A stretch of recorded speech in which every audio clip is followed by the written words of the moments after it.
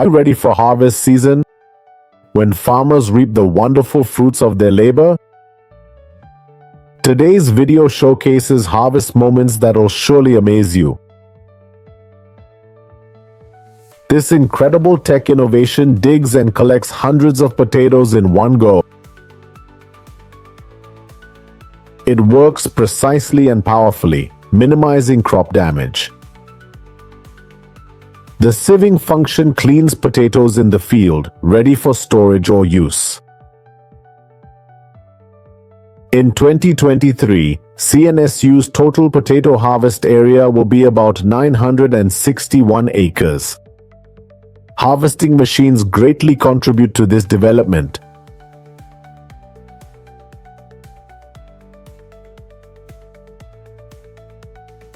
During cherry harvest, farmers use machines to shake trees and drop ripe fruit.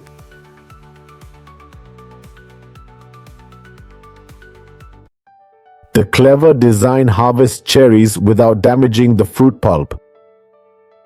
This maintains top product quality and speeds up the supply chain significantly. Cherry production at Zuasmo, supplied to the market in 2023, will reach 550 million pounds. Sugarcane harvesters are a unique and valuable investment for farms. One harvester does the work of many people. This allows farmers to harvest more in less time. After cutting, rotating arms separate the cane leaves. Stems go through a cutter, chopping them into smaller pieces. Meanwhile, leaves are returned to the field as fertilizer. Finally, the cane is loaded onto trucks for transport to the sugar mill.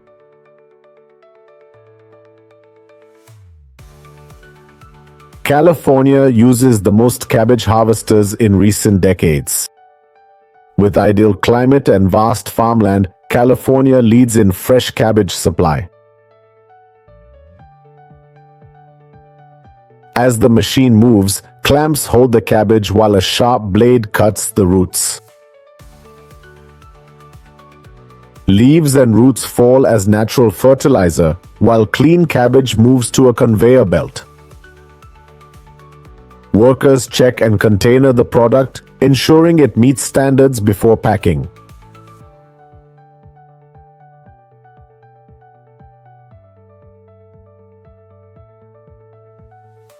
Visit Sequim Valley, Washington, North America's lavender capital. Washington farmers start harvesting in mid-July or early August. Lavender harvesters are designed for gentle pruning without damaging stems. As it moves, the machine's knife system cuts lavender just above the plant base. Lavender flowers are then collected in a container attached to the machine. Autumn also brings rhythmic work of dozens in the broccoli fields. They work at an incredible speed. Workers meticulously cut and sort each plant, ensuring every broccoli meets quality standards. Farmers use a sharp knife to cut the broccoli stem just above the root, keeping it intact. They remove outer leaves and check each head's quality before placing it on the conveyor. This method allows for careful harvesting and protects the broccoli from bruising.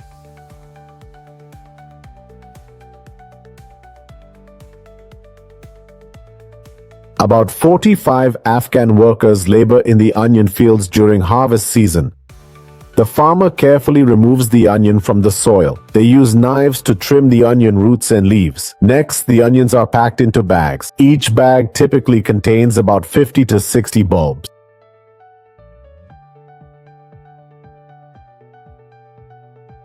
Work at night to avoid heavy rain or wet weather. When onion bags are full, an automated system loads them onto trucks, saving farmers time and effort.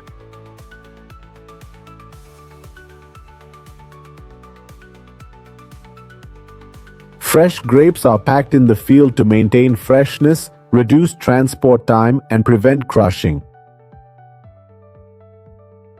This method is used for hand-harvested vineyards.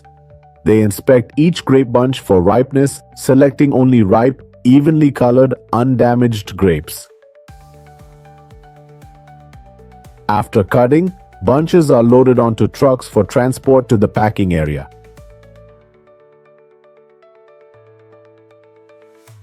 Kiwi harvest season in California runs from October to May. In ideal conditions, a kiwi plant can yield 110 to 220 pounds of fruit on average. Most kiwis are picked by hand. Harvest teams walk under trellises, picking kiwis from the vines. They place the picked kiwis in baskets they carry.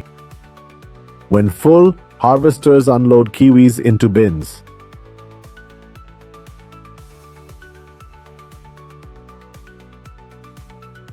During peak times, farmers use multiple machines simultaneously. Harvest work is split across different field areas, ensuring full coverage. This also boosts wheat yield in a single workday. Harvesters are adjusted for field conditions like soil moisture and wheat ripeness. Farmers fine-tune speed for optimal machine performance without damaging wheat.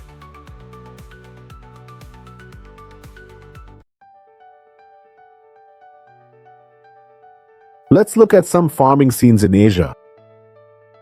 Mud makes movement challenging.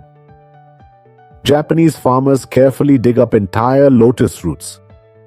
They handle them gently to fetch a good price in the market. The lotus field is about 1 meter deep. They spent all day diving in muddy water to find lotus roots. Some farmers use water jets to make the search easier. This also helps clean the lotus roots right in the field. Their whiteness adds value to the product. Finally, they're carefully transported to where they'll be consumed. Farmers grow citrus on small family-owned plots, hiring seasonal workers for harvest.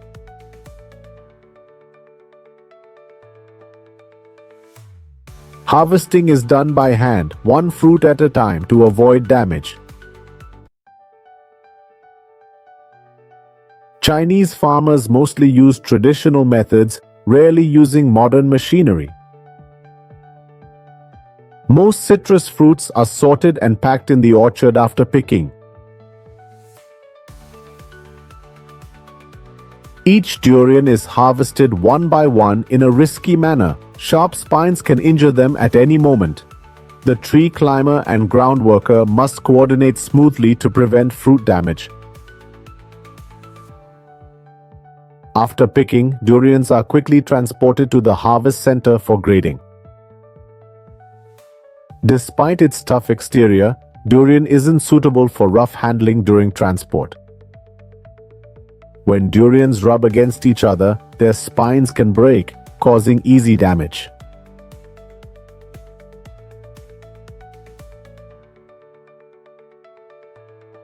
When chickens reach 6-8 weeks, Texas farmers bring the harvester into the coop. This machine starts grabbing the legs of many chickens at once. This cuts work time and keeps chickens healthy throughout the harvesting process. A 306-degree rotating device helps quickly roll up the chickens. The conveyor belt then distributes the chickens into containers. Harvesters can process between 8,500 to 11,000 chickens per harvest. Farmers are now evaluating their sheep flock.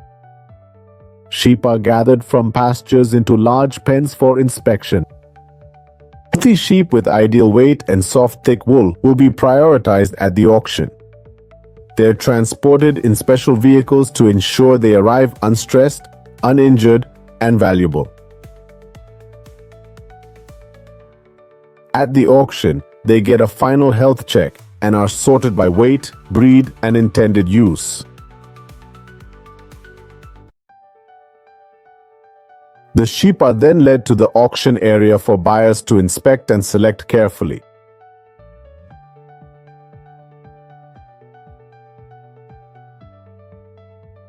Similarly, farmers often check their cattle herd to spot high-value cows before selling.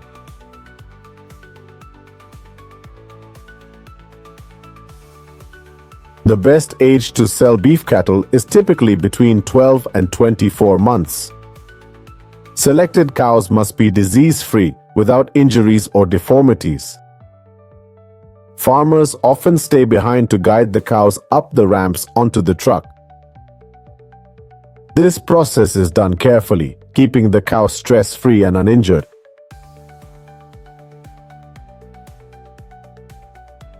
Pheasants on this farm reach 20 to 30 weeks old and are ready for harvest. However, catching pheasants for sale is tougher than with other birds.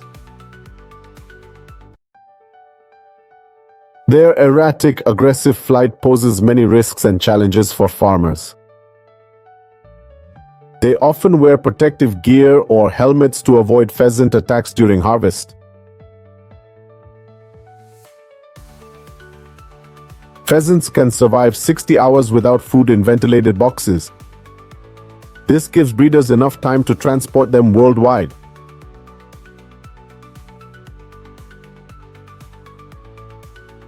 Did you know poor post-harvest handling can damage crops and cause total loss? This is a common issue for farmers growing mangoes, a perishable fruit. After harvest, farmers turn the fruits upside down to drain the latex. After 30 minutes to an hour, the dripping stops. Removing latex prevents skin damage, allowing higher prices. Annually, 60 million tons of mangoes are produced globally.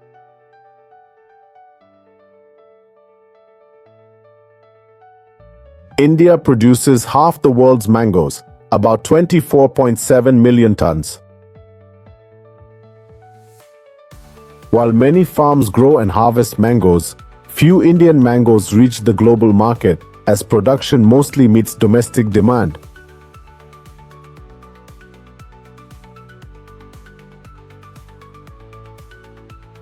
Indonesia and China are also top mango producers.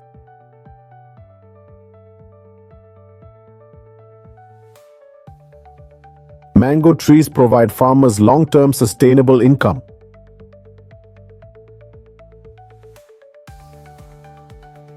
Once established, well-maintained mango orchards can produce high-quality fruit for many years.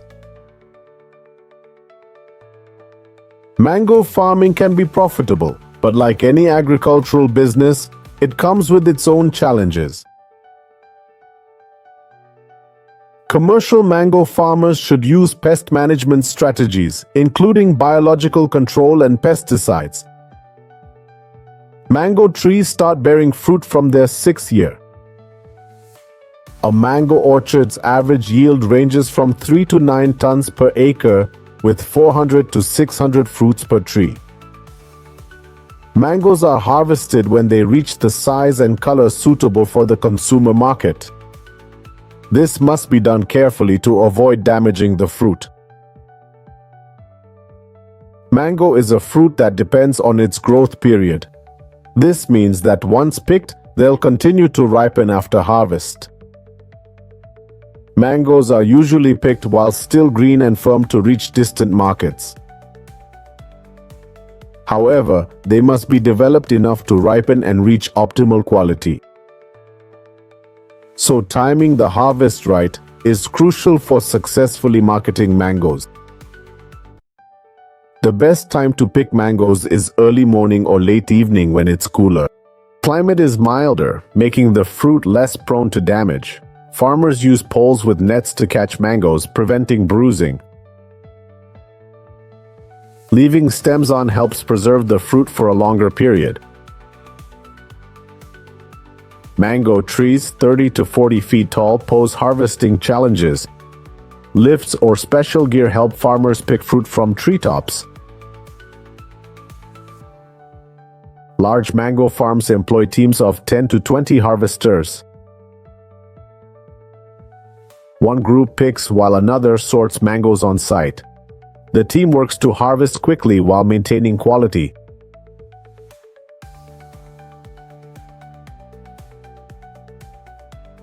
Farmers often face low mango prices during peak season.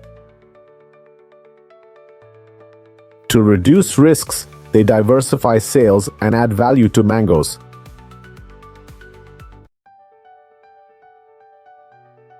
After harvest, farmers load all mangoes onto trucks for transport to the cold storage facility. At the facility, mangoes are cooled to remove field heat and reach the desired temperature, extending their shelf life. Sorting is done using various tools, including a mango sorting machine. Machines select fruit by size, while a colorimeter measures the mango's ripeness level. Packaging and transport are crucial, requiring careful handling to avoid damaging the fruit and reducing its market value. Stored at 9 to 10 degrees Celsius, mangoes can maintain quality for up to 21 days. Mangoes are rich in vitamins, minerals, antioxidants, and fiber. This valuable fruit is widely exported, creating global trade opportunities for farmers.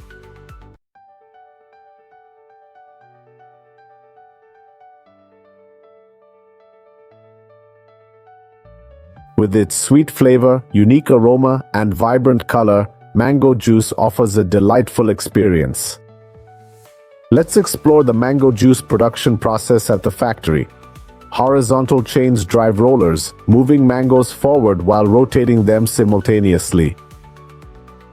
During this stage, workers can inspect from all angles and remove any subpar fruits. Next, the mangoes pass through a surf-style fruit washer. A high-pressure water pump rolls and washes the fruit thoroughly. They then follow the water flow to the next stage of processing. Workers blanch mangoes for 3-5 minutes to lock in color and enhance flavor. This prevents oxidation, stops browning, and softens the pulp for easier juicing.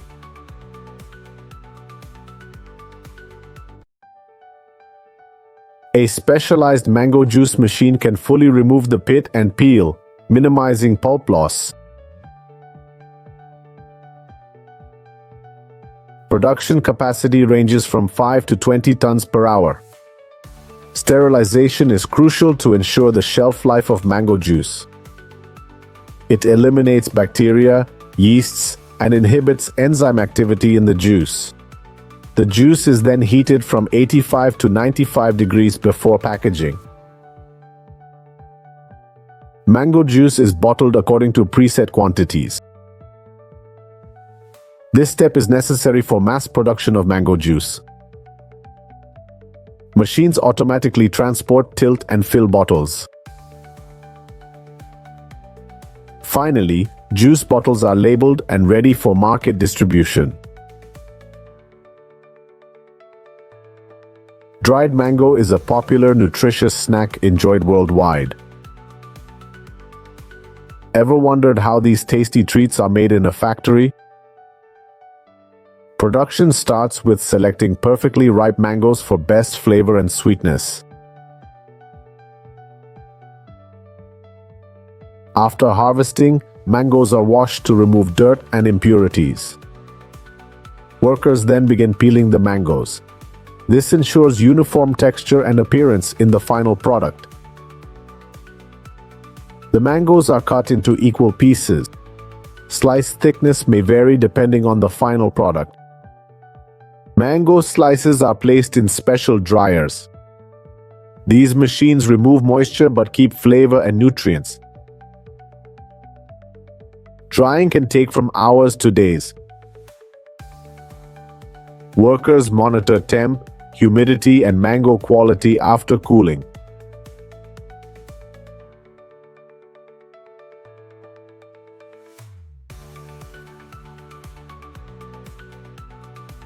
Cooling prevents moisture, ensuring longer shelf life. Dried slices are packed to preserve freshness and flavor.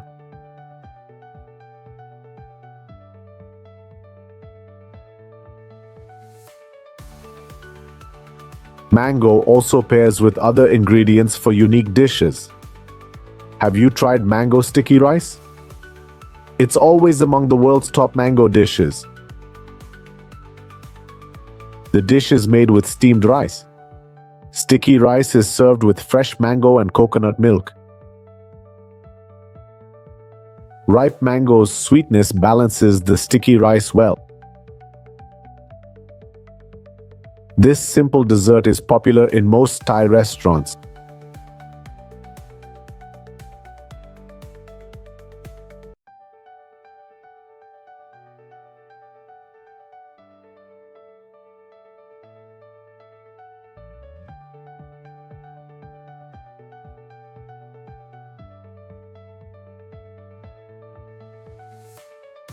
Hello fellow farming enthusiasts.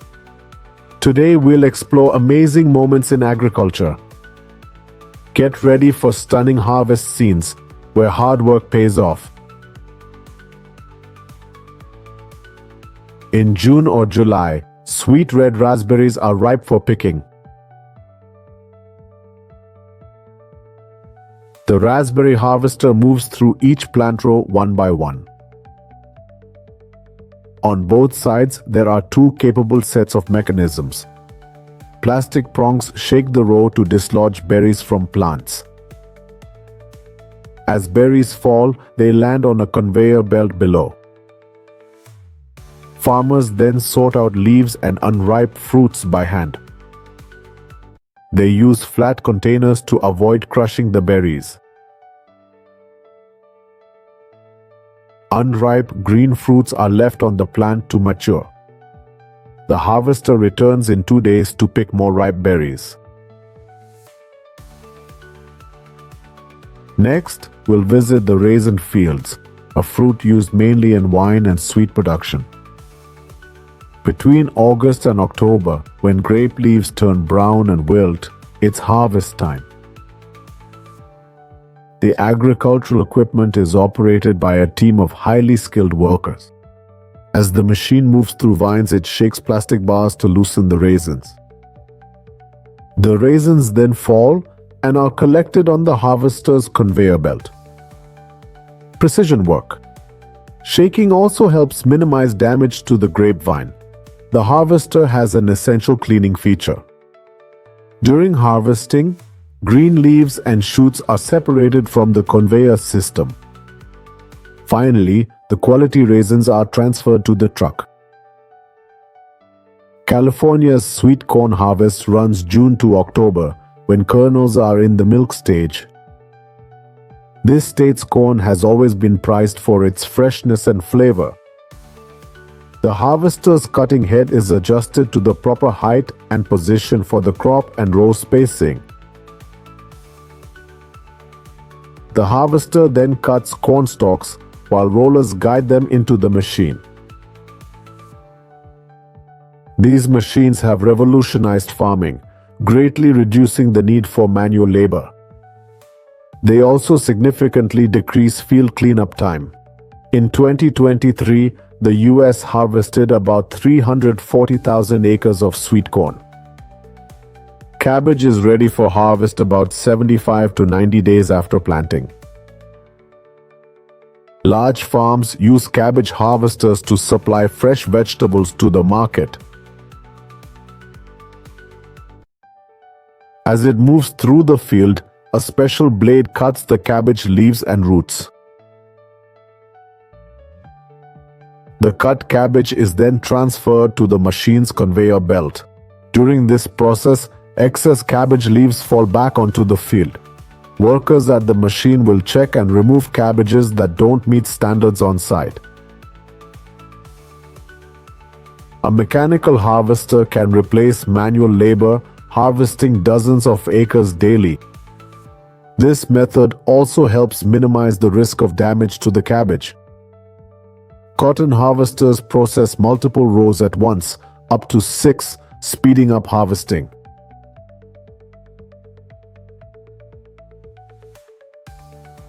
The locomotive department will oversee all operations. The machine uses metal rollers to wind and pull cotton fibers from the plant.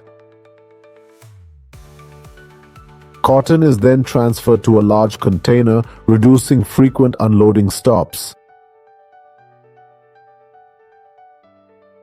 Modern cotton harvesters are equipped with an onboard modular system. Once harvested, cotton is compressed into large bales for transport to processing.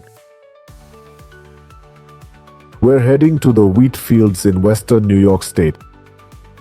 Tractors and compactors work together to collect straw from the field and compress it into small square bales. These straw bales are easy to transport and perfect for bedding. The square baler collects dry straw and other materials from the ground and feeds them into the baling chamber. A piston moves back and forth, compressing the collected dry straw into a square tube. Small square bales of straw are neatly arranged in the field. They're then baled into large bales by automatic bale collection vehicles. This is a carrot harvesting section from California farmers. This machine starts the harvest by moving through rows of carrots. It uses cutting blades to remove the carrots' roots. Soon, the carrots are pulled from the ground and placed in the adjacent truck. The harvester ensures carrots are properly collected without damage. This improves final product quality and optimizes farmers' profits. It also reduces labor and saves time compared to manual harvesting. China produces about 31 billion pounds of peanuts annually. Typically, after 120 days, peanuts are harvested when leaves yellow and tubers fully develop. The harvester uses underground cutters to uproot the entire peanut plant. The machine also has a vibration system to clean soil from the peanuts. After harvest, plants are placed upside down in beds to sun-dry. It usually takes 2 to 4 days for peanuts to reach ideal dryness. At this point, the tuber separator will pass through the field. It rolls all the dried peanuts onto the conveyor belt. The rotating part separates peanuts from stems and leaves. Finally, the sorting system classifies peanuts by size. We move to Iran, a world leader in pistachio production. Around September and October is peak harvest time. The shaker grips the tree trunk and vibrates to drop pistachios.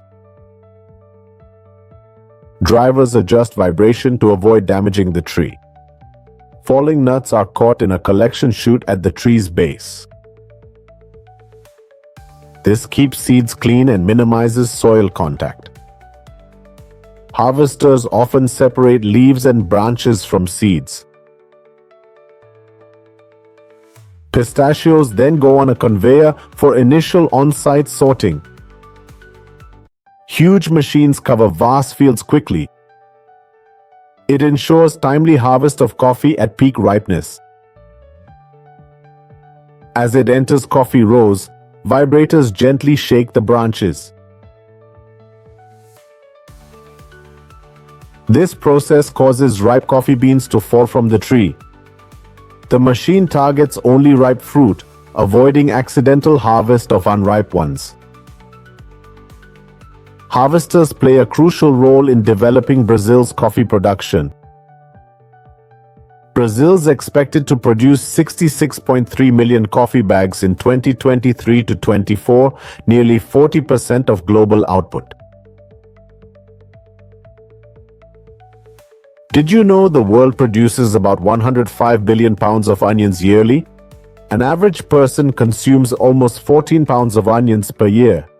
India is the top onion producer, growing 58,000 pounds annually. Indian onions, known for their spicy flavor, grow year-round. The onion harvester has a square shaft rotating opposite to the machine. It works underground, loosening onions and preparing them for harvest. Onions are placed on a conveyor with holes to remove excess soil and leaves.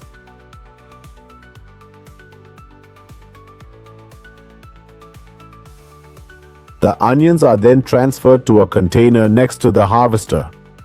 This harvester ensures higher onion yield with less damage. Now, let's move on to the pineapple fields. About 85% of global pineapples come from Asia, mainly China, Indonesia, and the Philippines.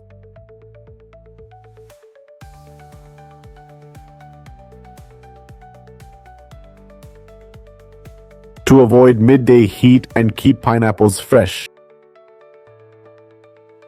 As the vehicle crawls along pineapple rows, farmers load freshly picked fruit onto its conveyor belt. They're carefully stacked in boxes for transport to the packing plant. This process saves time and effort, reducing manual transport of pineapples from field to facility. Now it's time to enjoy the delightful citrus flavors. Texas citrus harvest season typically runs from November to January each year. Best harvest time is early morning or late afternoon when it's cool, minimizing plant stress. Farmers use harvest baskets and ladders to pick fruit from tall citrus trees without climbing. Before harvest, farmers check fruits to ensure they're ripe. Ripe citrus has shiny skin and a distinct aroma. When baskets are full, farmers take them to nearby collection points and empty them into large containers.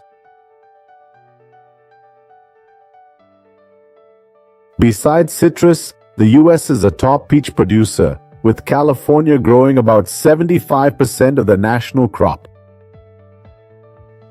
In 2023, the US harvested 1.4 billion pounds of peaches, mostly for domestic use. Instead of machines, farmers often pick peaches by hand. Hand picking requires care to avoid damaging the fruit. Farmers use ladders to reach peaches at the top of trees. They aim to pick peaches before birds and small animals can get to them. Avocado harvesting in Mexico is in full swing.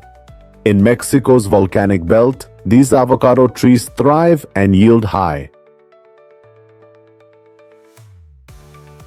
Workers use long poles to pick avocados straight from the trees.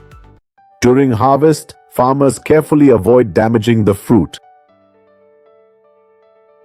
Farmers monitor quality from growing to harvesting avocados. Avocados that fall to the ground won't be exported. Strict practices have boosted avocado farming in this country. Mexico's 2024 avocado crop may hit 6.1 billion pounds for export.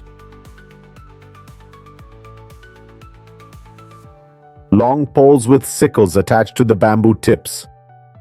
Farmers guide these poles to the top of coconut trees. They use the poles to cut ripe coconut bunches from the tree. In some coconut farms, channels are dug between rows to let coconuts fall into water, reducing harvest impact. The harvester calculates the force and direction of the pull. Coconuts in waterways help farmers control quantity and ease transport. Coconuts are usually picked soft to easily extract the water. Coconuts fruit regularly, allowing farmers to harvest monthly. This boosts farmers' income and the local coconut market. It's finally mango harvest season in Thailand. Best harvest time, early morning or late night, when it's cooler and fruit is less prone to damage. Farmers use a pole with a net to catch mangoes, preventing falls and damage. Farmers keep the fruit stems on, helping preserve them longer. Mango trees grow 30 to 40 feet tall, making harvesting challenging. Farmers use lifts or special equipment to pick the mangoes. They use these tools to reach fruit at the tops of the trees. Large mango farms employ teams of 10 to 20 harvesters. These teams pick and sort the mangoes right in the orchard. Everyone works together for quick, efficient harvesting while maintaining quality. Modern farmers have many equipment options for agricultural activities. From plows and mowers to harvesters, all meet the needs of livestock farmers and large-scale farming operations. Now let's head to the fields to see how farmers use heavy machinery. First is the plow, typically operated by a tractor. The plow breaks hard soil 6 to 16 centimeters deep, cutting, lifting, and turning the earth. Plows have various blade types designed for specific tillage and soil types. These blades break up soil clumps, making the surface flatter and cleaner. It also loosens soil by turning it, making sowing much easier. Simultaneously, it provides space and nutrients for new plants. Typically, plowing is done after the harvest. This technique aims to remove weeds and crop residues to avoid hindering plant growth. This way, farmers can soften the soil and gradually prepare it for the next harvest. Plowing is one of the most crucial soil management practices. Without it, the field becomes impermeable and oxygen-starved. Plowing increases porosity, vital for water, oxygen, and organic matter circulation. It also reduces parasitic animal activity that impedes plant growth. These benefits come without increasing fuel costs or significantly impacting the environment. Conventional plows rarely go deeper than 20 centimeters. Deep plows, however, can reach depths exceeding 50 centimeters. Deep plowing alters soil structure and drainage. It also helps restore the soil's ideal structure. The plow turns the soil, creating space for a new field where none existed before. Like a shallow plow, it supports future plant growth and development. This allows plants to find suitable space for root development. Deep plowing also provides better control of perennial weeds than shallow plowing.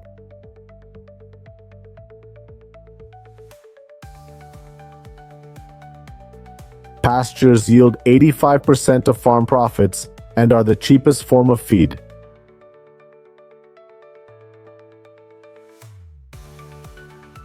Machines were developed to maintain and harvest abundant grass in spring and summer.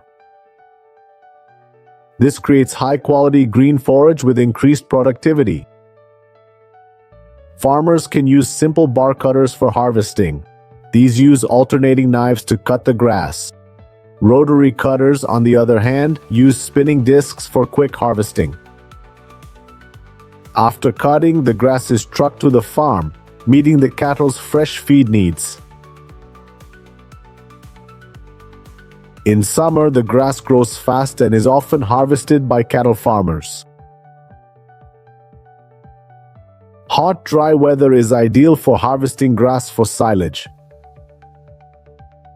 Farmers may leave the grass in the field for hours to wilt. This reduces moisture. The grass is then collected and stacked in the farmyard.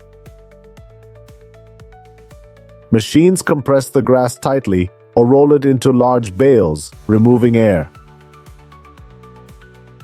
The grass is then covered with plastic and sealed to remove oxygen.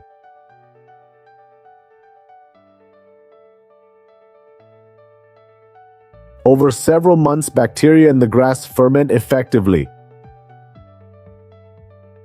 Harvested grass can also be field-dried. The farmer will return in a few days.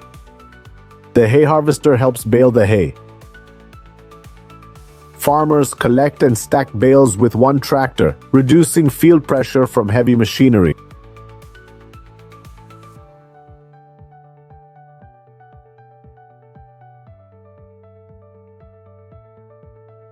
Grapes are delicate and quick, easily damaged by heavy machinery. This is an extremely effective combination. Most harvesters use roller beaters or stem vibrators to remove grapes. The main mechanism uses a flexible double bar to shake the vines.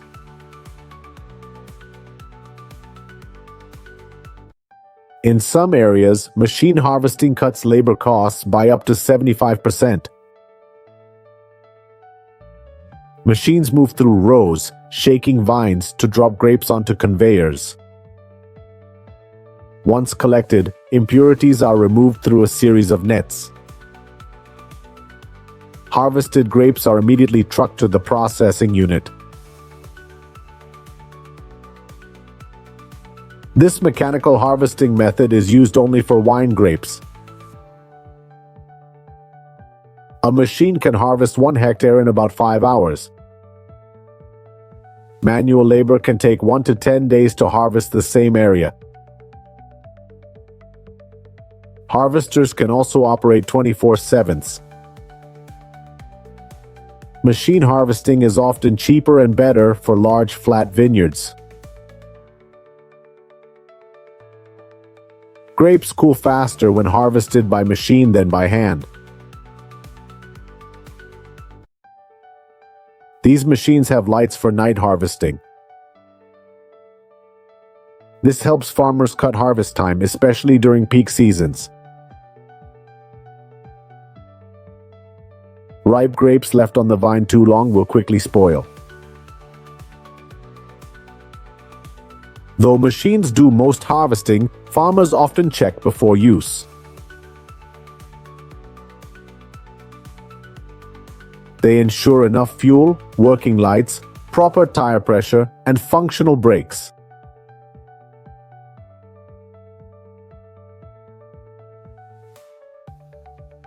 They also check for hydraulic leaks and make needed repairs.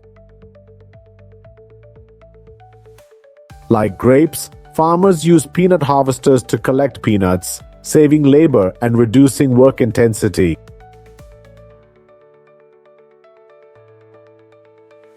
Tasks that once took days or weeks by hand can now be completed in just a few hours. However, during harvest, there's a greater need to adjust soil parameters. In wet areas, high-power machines easily remove impurities from the soil. To begin harvesting, farmers use a peanut digger to go through each row. The machine has a blade that cuts roots from the bottom of the plant. Its rotating tips dig and flip plants, aligning them in the soil. The peanuts end up facing sideways. Peanuts can be left in the field for a few days to dry out. When moisture content reaches about 10%, it's time to collect with a harvester. The harvester passes, quickly transferring peanuts to the back via rollers, preventing ground sinkage. A vibrating sieve is designed to remove impurities once peanuts are collected in the machine. Machines help remove peanuts from vines and also clean off extra dirt from the peanuts. As the combine passes through rows, it blows peanuts into a container and spreads dried stalks back to the soil. The peanut harvester combines digging, lifting, and reversing operations in one continuous process. It rarely breaks peanuts, with a breakage rate of less than 1%. Its peanut harvest rate reaches 98%, saving a significant amount of labor time.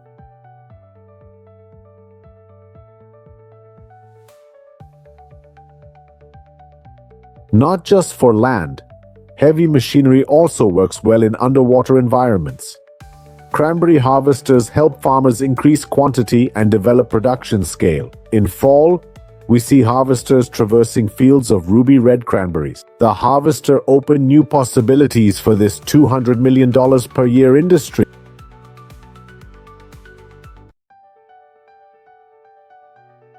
Most cranberries grow in Northeast America, mainly in Massachusetts and New Jersey swamps.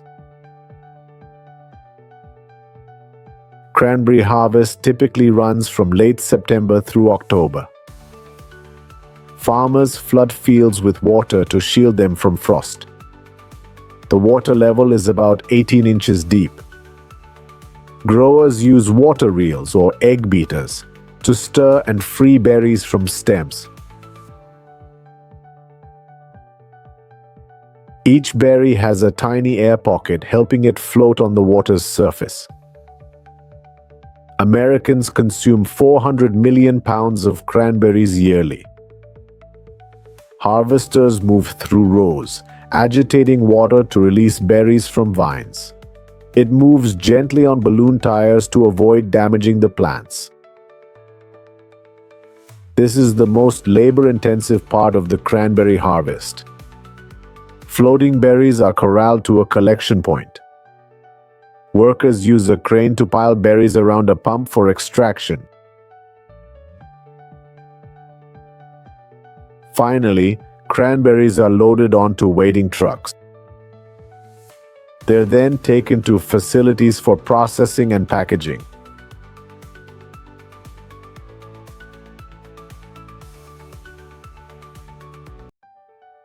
The humble banana, a global dietary staple, has a complex journey from farm to plate. Each banana bunch weighs 110 pounds. So farmers use foam padding to protect their shoulders while harvesting. The plantation uses a 35-kilometer cable system that can transport 75 banana bunches at once.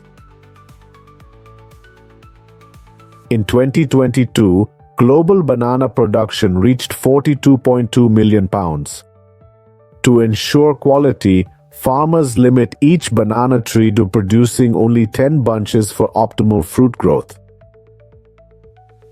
Banana harvesting is labor-intensive, typically done in the cool early morning hours. Skilled workers usually begin their day at 5 a.m. The plant's remaining leaves are cut above ground, eventually decomposing into nutrient-rich soil.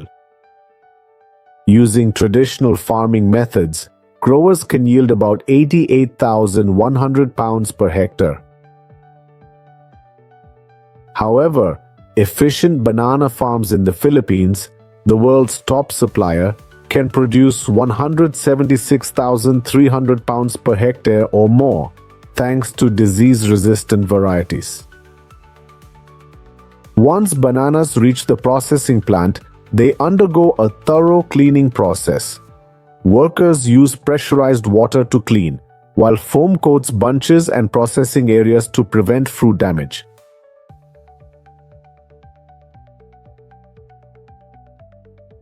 Special knives separate bananas into bunches and remove the large stem. After separation, water jets propel banana bunches through the cleaning tank. Unlike many producers, this company harvests bananas while they're still green. A special liquid applied to the crown keeps banana bunches from ripening during the 19-day export process. Upon arrival, they undergo artificial ripening for about 7 days before hitting supermarket shelves. The factory's output is impressive, packing an average of 50,000 boxes of bananas weekly. Besides fresh consumption, fried bananas are popular. with a $2.4 billion market value in 2023. Green bananas are ideal for frying due to their firmness and low sugar content. After sorting, skilled workers manually peel the bananas. A machine slices the bananas into thin, uniform pieces, typically 3 to 5 millimeters thick. During frying, workers stir bananas constantly for even crispiness at 180 degrees Celsius.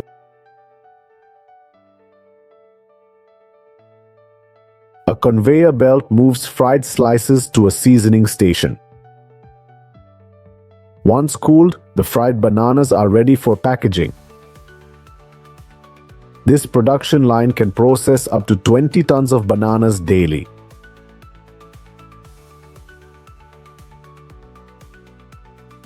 Each female palm produces about 50-60 fruits, and this is its flesh. Today, we're harvesting sweet nectar that will become palm sugar. Palm trees grow up to 30 m, take 20 years to mature, and live over a century. At dawn, while many sleep, these farmers are deep in the palm groves. Climbing these towering trees is no easy task. Skilled pickers use notched bamboo poles as makeshift ladders to reach the top. In some regions, they use a boulder technique. They wrap a thick rope around themselves and the tree trunk for support. Armed with just knives and containers, farmers begin harvesting. With a skilled strike, they cut off the flower bud. Impressive 12 tons of sugar daily. By morning, top containers will be full of sweet nectar.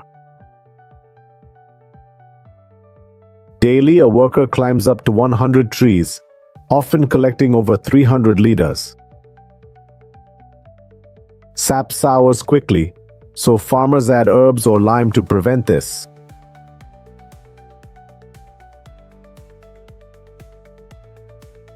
This farmer strains sap through fine mesh to remove impurities. Sap needed for a kilo of sugar varies by season. Filtered sap is simmered for 6-7 hours until thick and syrupy.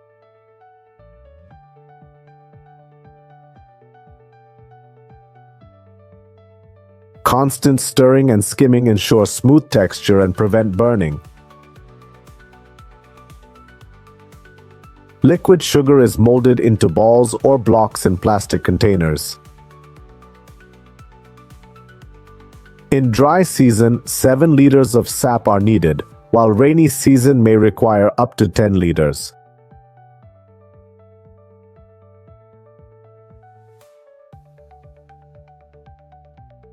Pineapple, a sweet and tangy tropical fruit, has become a dietary staple worldwide.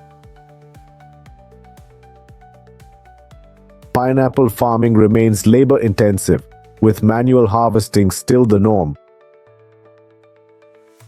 Harvest teams of 20-30 skilled workers use protective gear against sharp pineapple leaves.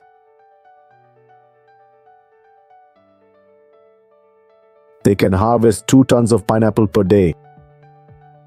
Pineapple yield per hectare ranges from 40 to 50 tons. A pineapple plant's life cycle is long, taking 15-18 months from planting to harvest. Ripe pineapples typically weigh between 0.5 and 1.2 kilograms. Harvested pineapples are then transported to processing or storage facilities. Global production of this delicious fruit hit an impressive 29.36 million tons in 2022, requiring up to 10,000 boxes daily. Pineapples for fresh consumption are carefully selected and stored in refrigerated trucks or warehouses at 7 to 8 degrees Celsius with 85 to 90% humidity. To maintain freshness, time from harvest to storage shouldn't exceed 24 hours in summer or 36 hours in spring. For fresh consumption, pineapples are harvested when half the skin turns yellow. However, those for juice processing are picked earlier, with just a third of the base peel yellow. Before juicing, workers carefully select ripe, juicy fruits, discarding rotten, green, or diseased ones. Some facilities press whole pineapples to maximize juice production. The skin is discarded, but not wasted. They're processed into soaps for sensitive skin. But some peel, extract, and finally cut the pulp for flavor. This pulp is then juiced, and what you see is pineapple pulp. Finally, the sterilized juice is packaged and labeled. The pineapple juice market has grown, reaching $7.1 billion recently.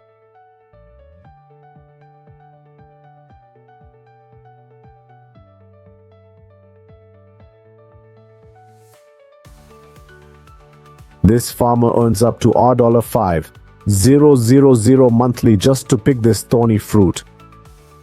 You're probably thinking of applying now without knowing the fruit's name. Today I'll show you exotic orchards where farmers harvest 5 rare fruits.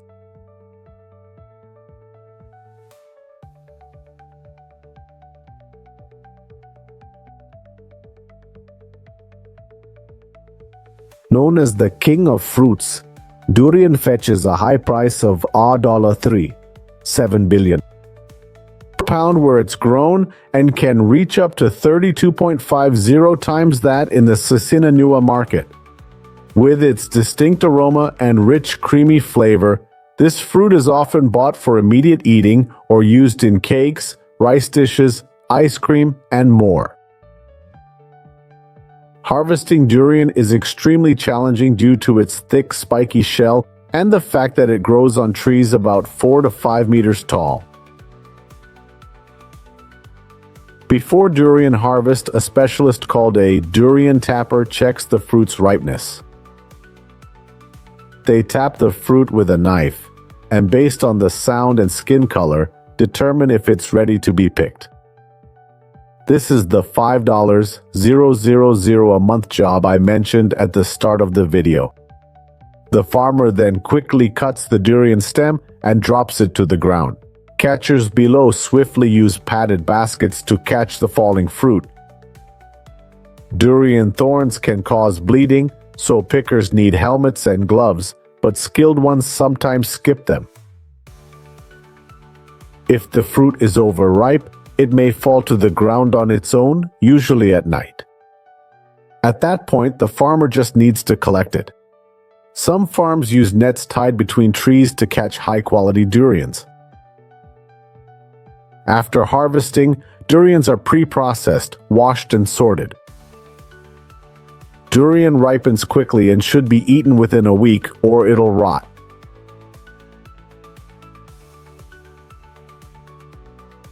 So exported durian must be frozen whole like this. It can also be split into segments, vacuum packed, and frozen. Durian pulp is used in products like ice cream, cakes, and sweets.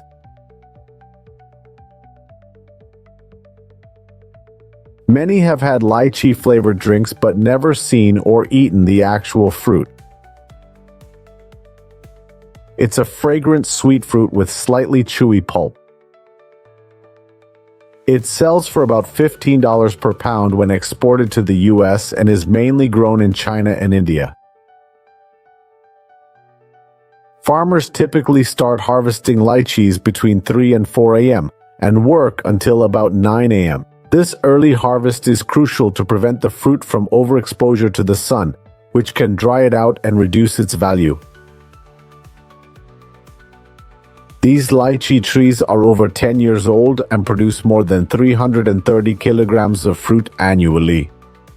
As lychee skin is quite thin, Farmers must carefully place them in lined boxes after harvesting. The lychee bunches are then defoliated, packaged, and transported to the packing facility. For local markets, lychees are placed in plastic boxes like these and quickly transported to market.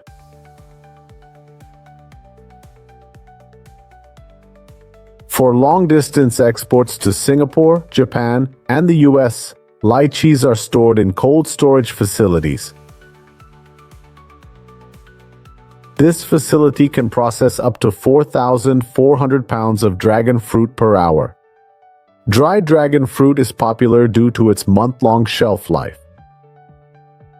Dragon fruit drying ovens use charcoal as a heat source. Farmers dry 18,000, 20,000 pounds of fresh dragon fruit for 72 hours. They need to turn the dragon fruit every 6 hours. 100 kilograms fresh yields 30 kilograms dry. China is the largest importer.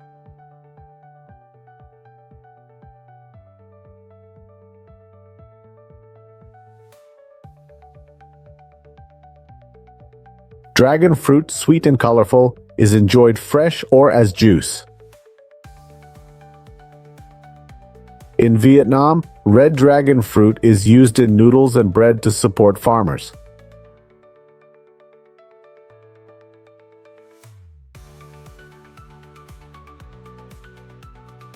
Farms exporting to Europe harvest 35 days after flowering. Dragon fruit flowers bloom at night, attracting nocturnal moth pollinators.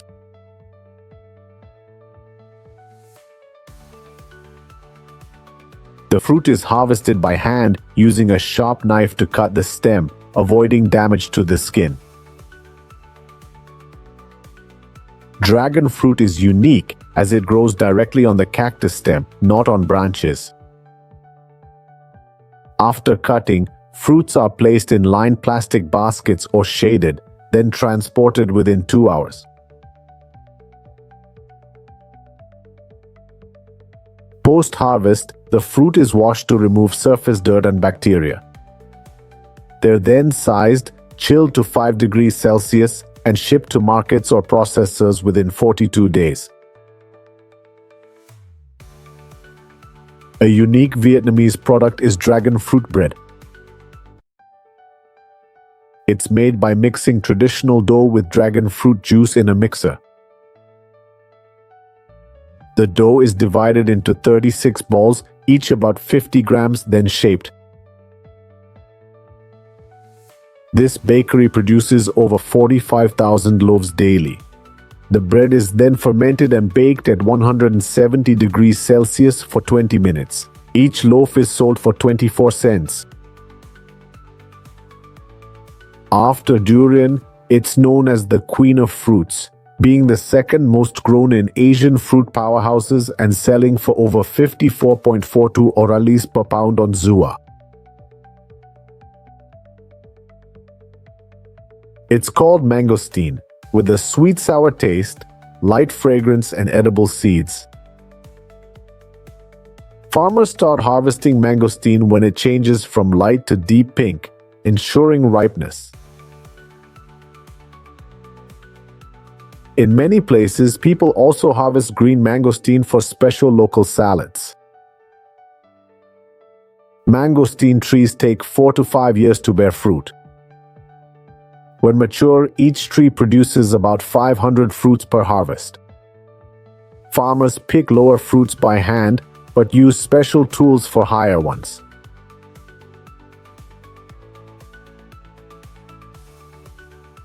Fallen fruit goes in separate containers as it'll leak sap, spreading to other fruits and lowering their sale value. Indonesia, Thailand, and Vietnam are the world's top 3 mangosteen-producing countries. Americans love this fruit.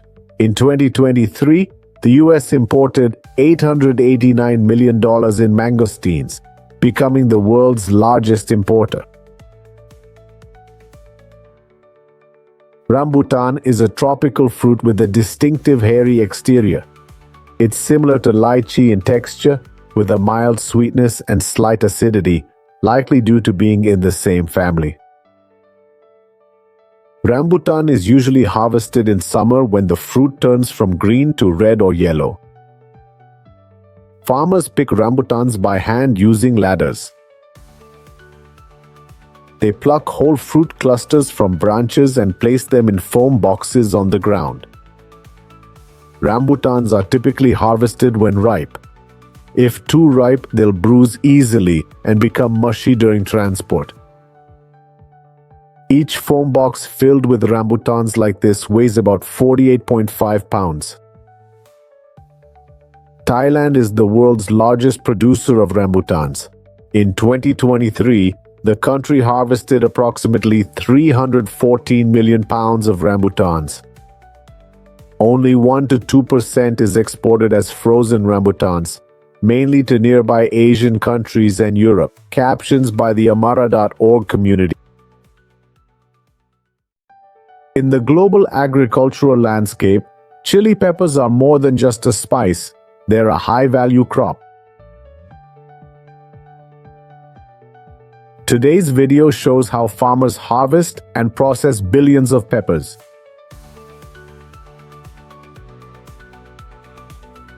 Red bell peppers come from late harvested pepper plants. Early yields occur as peppers typically develop before warm weather sets in. The pepper's weight gradually increases over time. Peppers usually reach maturity in 35 to 50 days. Pepper fields are often harvested multiple times in a season. During this period, peppers continue growing and changing color. Red bell peppers are typically machine harvested once at season's end. In southern New Mexico, red pepper yields average about 3,500 pounds per acre. Nearly 100% of Iowa's red peppers and paprika are now harvested mechanically. Farmers say mechanization is mainly needed for fresh produce, while frozen green peppers are mostly hand-picked.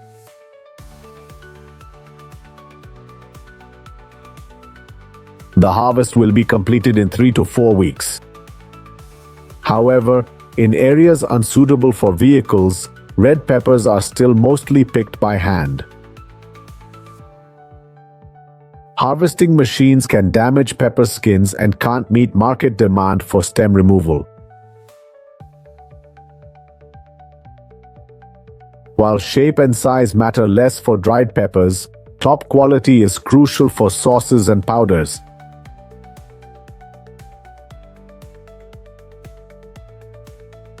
If picked too early, some peppers won't fully develop their color. After harvest, some red peppers go to a traditional drying facility.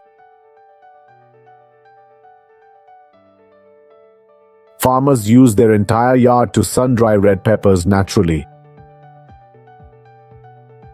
The remaining peppers are sorted for other products. At the factory, the first step is washing the fresh peppers. Fresh peppers have dirt and dust, so they must be washed. After cleaning, the peppers are crushed for processing. Grinding usually involves crushing peppers into smaller pieces. Grinding increases surface area for more effective mashing. It also helps release the pepper's flavor and heat. After pureeing, the chili sauce is boiled. The main goal here is to eliminate microbes in the sauce by heating it to high temps, ensuring product safety and stability. Sauces are typically bottled in glass or plastic containers with airtight lids. Labels and packaging are then added before the bottles are shipped to stores and supermarkets.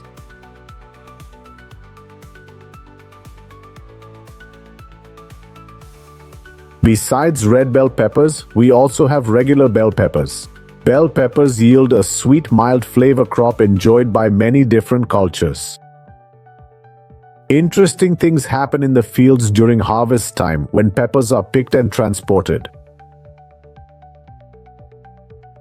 Bell peppers, sweet and spicy, originate from southern Mexico, Central and South America.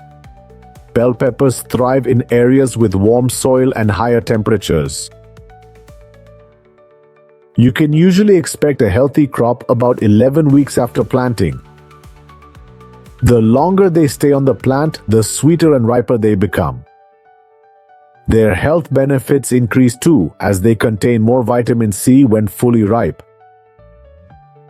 Many peppers turn red or yellow as they ripen on the plant. However, you can harvest bell peppers when young or fully grown. Growers often use sharp scissors to cut peppers directly from the plant, without causing damage. Farmers typically harvest peppers early in the morning when they're still moist. Store harvested peppers in a cool or shaded area. They don't overfill containers to prevent bruising. Pickers also remove any damaged peppers during harvest. After harvesting, the process isn't over yet. In fact, it's just beginning. Peppers continue to ripen even after being picked. Proper cooling and storage is crucial to prevent over-ripening before reaching stores. Farmers must sort peppers and check for pests to ensure high-quality produce.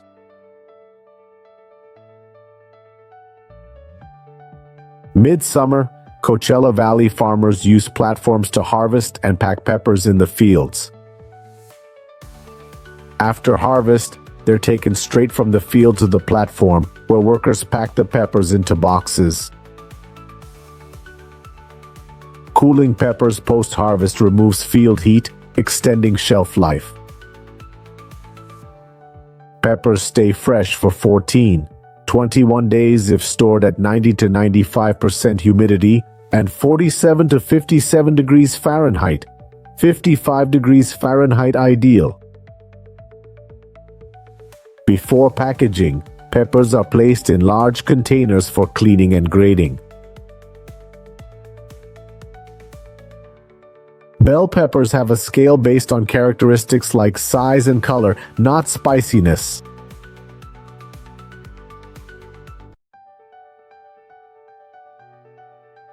For sweet without heat, sweet banana peppers are an excellent choice.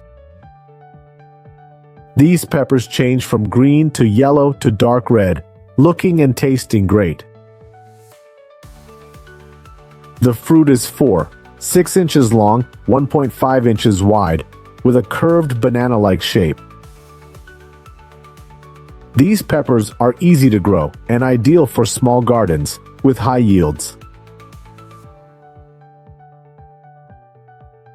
Sweet banana peppers thrive in most Louisiana soil types. They prefer fertile, well-drained soil with a neutral pH of 6 to 7. Farmers should place pepper fields in areas with ample sunlight.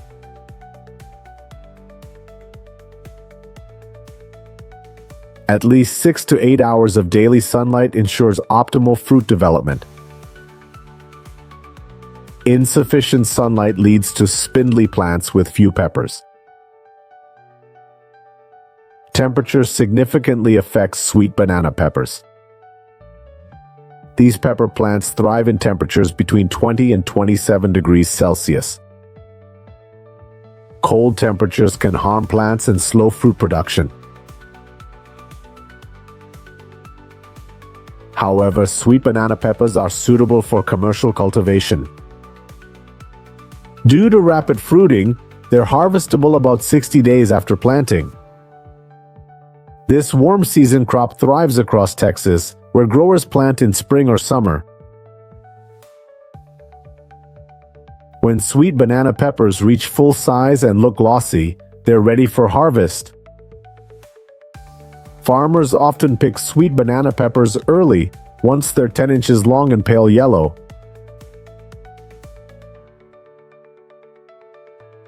For spicier peppers, farmers let them ripen longer until the skin turns bright red.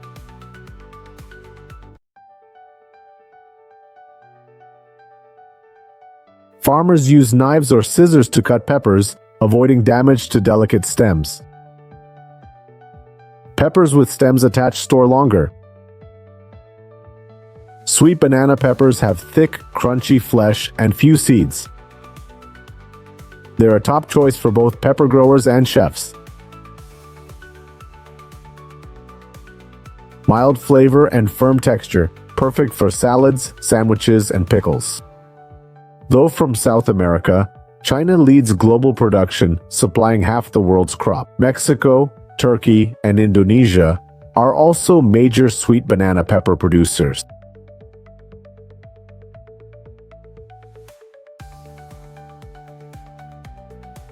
China is one of the world's earliest and most significant centers of agricultural origin. From modern farming to advanced preservation, Chinese farmers are revolutionizing agriculture with unique, high-quality products. So how have Chinese farmers transformed their fields into a rich source of agricultural goods? Let's explore this in today's video. How will corn farming evolve in the future? Fewer field workers, more machinery, improved quality control, increased corn yields. That's the norm in the United States. And it's the goal China is working hard to achieve. Recent data shows China ranks second globally in annual corn production, yielding about 257 million tons, just behind the US. Corn harvesting in China has become highly mechanized in recent years, gradually replacing traditional manual methods. Harvesters collect corn from each hectare through rows of plants planted in straight lines. Machines harvest corn much faster and more efficiently than manual labor, saving workers time and energy. The corn harvester is designed to carefully collect corn, minimizing damage and reducing losses during harvest. The Global Agricultural Information Network predicts China will harvest 296 million tons of corn in 2024 to 2025, up 2.4% from last year. At about 44.3 million hectares, the corn planted area will exceed that of other grains. Farmers prefer growing corn over soybeans due to higher profits from corn cultivation. China imported over $5 billion in US corn last year, despite being the world's second largest corn producer. About 75% of China's corn is used as animal feed. China currently needs about 250 million tons of corn annually. American farmers grow corn much more efficiently than Chinese farmers. The US Department of Agriculture estimates China's corn yields at less than 3 tons per acre. Meanwhile, US farmers produce nearly 5 tons per acre. China aims to grow all the staple grains it needs. Chinese firms are now investing billions in Latin America to learn everything from seeds to processing and transport.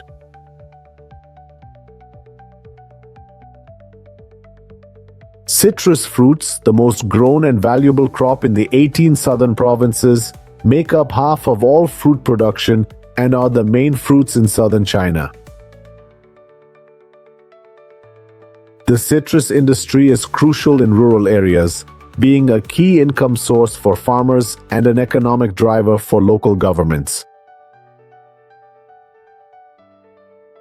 China's diverse agricultural landscape is on display as harvest season unfolds across the country. In Hubei, summer oranges are at peak sales, providing vital income for local fruit growers. Our summer orange farms, spanning over 12,000 hectares, yield farmers more than 60,000 tons annually. On a farm in Hunan, central China, farmers are busy picking, loading, and transporting citrus to a fruit processing facility. The fruit production unit harvested over 600 acres of citrus as the fruits ripened in recent days.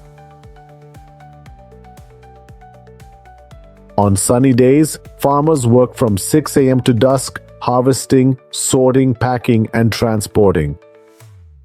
China's peak citrus consumption season is during the Lunar New Year. This is when market demand rapidly increases. Customers are pleased with the citrus fruit production.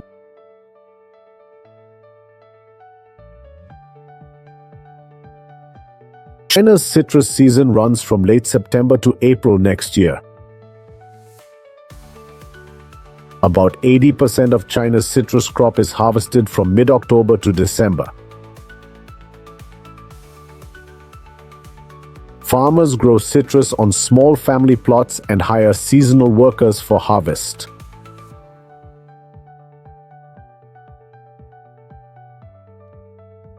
Harvesting is done by hand, one fruit at a time, to avoid damage.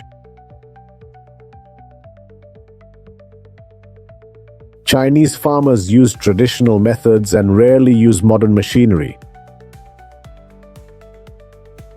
Most citrus fruits are sorted and packaged on the farm after harvest. In China, citrus is mainly eaten fresh, with little processing.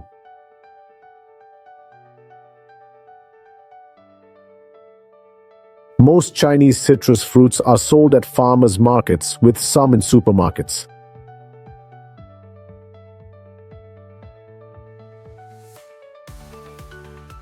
Apples are one of the world's most cultivated temperate fruits, with China as a key global supplier. China is the world's top apple producer, accounting for over 52% of global production. In 2023, China will produce 49.5 million tons of apples, far surpassing the US at 12.4 and Turkey at 9.4. Most apple growers cultivate 1.6 to 2.5 acres, with a third in new growing areas. Many individual apple orchards are clustered in the province's main growing regions. One county alone farms 50,000 acres, exceeding most major U.S. apple-producing states. Chinese farmers use various methods to harvest apples based on variety, weather, and operation scale. The most common method involves using ladders and baskets to carefully pick each apple. During harvest season, apple growers need many workers to ensure quick production and harvesting.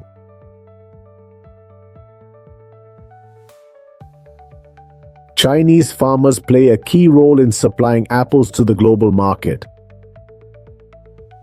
They're always improving harvest methods to enhance quality and efficiency.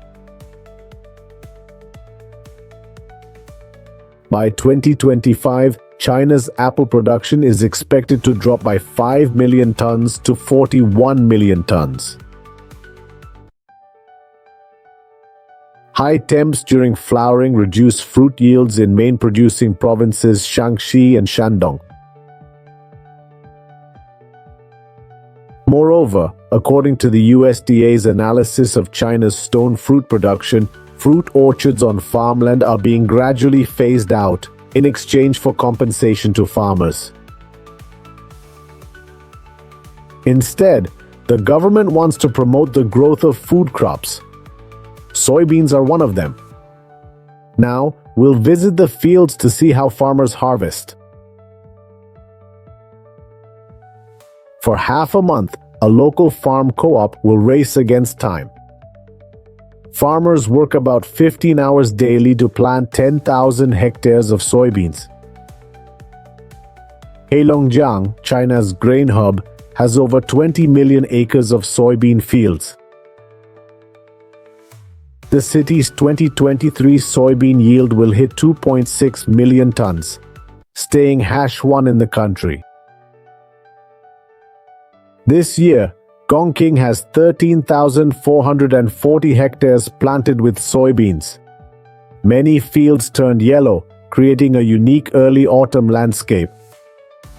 Farmers plan harvests based on soil moisture and crop maturity, while considering machinery and weather for ideal conditions.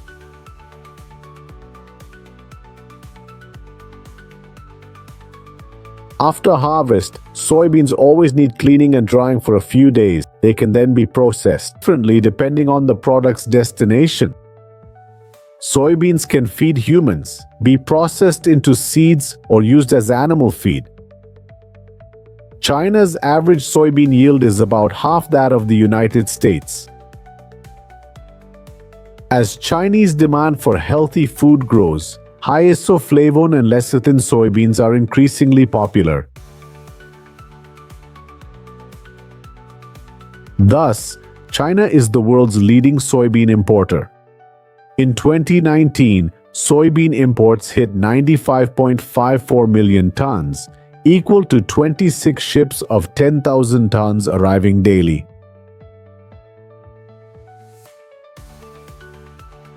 This number has continued to rise rapidly in recent times. China's total grain production reached a record 695 million tons in 2023. This surpassed the 650 million ton goal set to ensure food security despite weather challenges.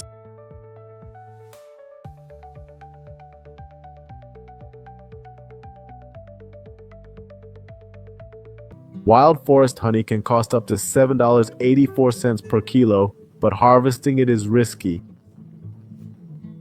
The first step is finding the beehive. On sunny days at noon, bees visit streams to collect water for cooling the hive. Honey hunters often track bees from streams back to their hives using binoculars. Small GPS devices are being developed to make this task easier. Once located, the hunter prepares with protective gear, a smoker, and a container. This large tree houses over 30 hives. These hunters are skilled climbers. They release smoke as they climb, while securing a rope ladder to the tree. At the hive, the hunter uses smoke or gentle brushing to clear bees without damage. Smoke calms the bees, reducing the likelihood of stings. After a brief wait, the hunter trims the hive and extracts only the honey-filled interior. The honey hunter must carefully avoid damaging the hive or overly disturbing the bees. They leave enough honey for bees to survive winter or build a new hive. After harvesting, they mark these spots to return the following year.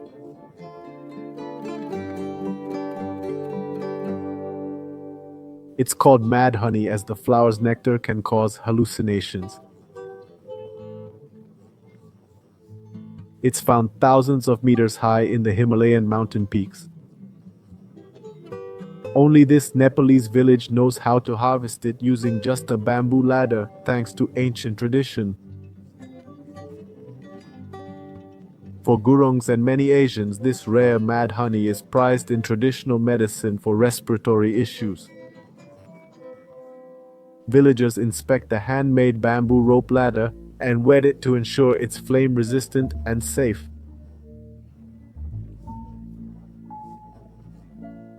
After hours of travel to the honey site, villagers hang a bamboo ladder on the cliff for the hunter to climb.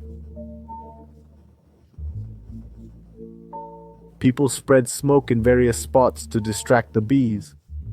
One wrong step and he'll fall from a height of 9,800 feet. At the right height, he simply ties a rope for safety. This is his only harness when he reaches the beehives. They use a 12-foot stick called tango to cut honeycombs, dropping them onto plastic 820 feet below.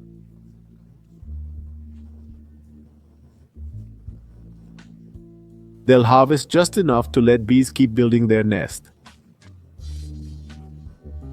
A harvested honeycomb typically weighs about 3.3 to 4.4 pounds. This nest here is 30 inches in diameter and 3 feet long. The high-risk harvest has pushed the price of this honey to $136 per pound. This annual tradition involves many stings and much effort. But sometimes bees don't produce honey as expected. So, would you dare to risk harvesting it?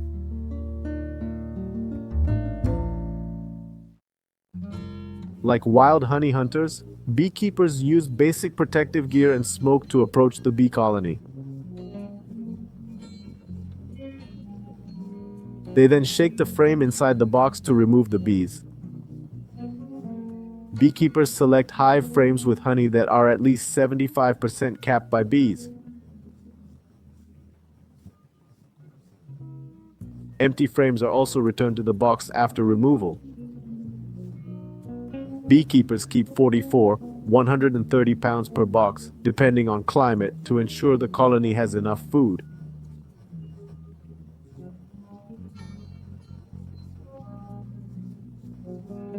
They then remove honeycomb frames and brush off remaining bees with a soft brush. Small apiaries have 300 bee colonies, while large ones can have up to 5,000. A box has 10 honeycomb frames, which are then taken to a centrifuge for honey extraction. This permanent centrifugal method is the most common. It allows bee larvae to stay in the honeycomb and develop normally. Before returning frames to the hive, workers scrape off beeswax for other products. Honey is usually harvested in summer and fall after local plants produce nectar. You'd be surprised to find beehives at famous tourist spots in Paris, France. Paris honey is often purer than rural honey due to less pesticide use in the city.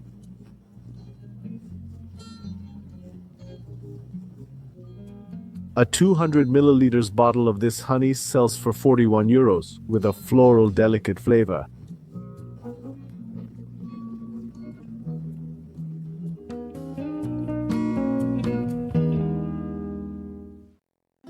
When thinking of the world's priciest honey, Manuka likely comes to mind first. In 2021, a New Zealand firm sold 200 Manuka honey jars at $230 each, totaling $4,664. Manuka honey's high price is due to its special antibacterial property, MGO, popular in health and beauty products. This honey is exclusively found in specific regions of New Zealand and Australia. Bees must travel 6 kilometers to these areas with only a 12-day flowering period annually. Harvest takes 6 weeks, using helicopters and machines to collect and extract this honey. It's the hive's superfood, costing up to 20 times more than regular honey.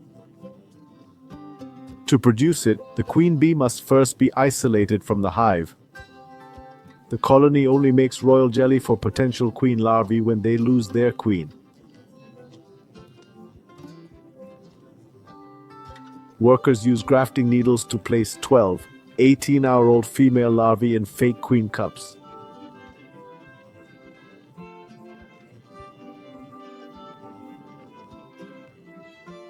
After that, they place the cup frames in the nest box. After 72 hours, the worker begins harvesting royal jelly. This process requires great care and concentration. Larvae must be removed before collecting the royal jelly. These larvae are also valuable in alcohol and food industries. The worker then uses a special plastic spoon to extract the jelly. This special substance is harvested entirely by hand. One hive can produce 22 kilograms of royal jelly. Hubei's rapeseed-fed royal jelly is premium, costing $150 per kilo. Believed to promote longevity, royal jelly is gaining market popularity. In 2021, Turkish centaur honey was named world's most expensive. It starts at $4.896 per pound, but Emerald Centauri can reach $500, 000 lb. Beehives are placed in caves 6,300 to 9,900 feet above sea level to absorb powerful minerals. Harvesting takes 15 years, with only 33 kilograms of honey collected each mid-November.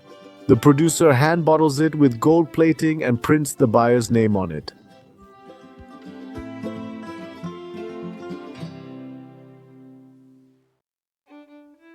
The country is famous for the Great Wall and the Silk Road. China preserves ancient craft and leads global silk market, producing over 1 billion tons yearly. The transformation from caterpillar to silk fabric is a fascinating process. It all began with farmers' efforts to raise billions of silkworms. Each silk thread is woven from the very beginning of a silkworm's life journey. Farmers need thousands of silkworm cocoons to produce just 1 kilogram of silk. From tiny egg to adult, each stage needs careful attention for perfect quality.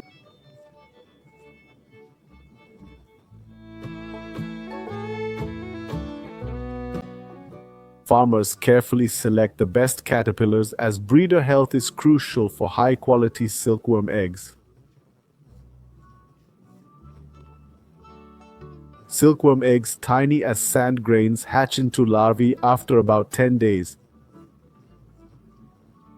Larvae grow for 5 weeks before entering hibernation to form cocoons. Finally, adult butterflies emerge from these silk cocoons. Choosing good silkworm breeds affects silk quality and survival in breeding environments.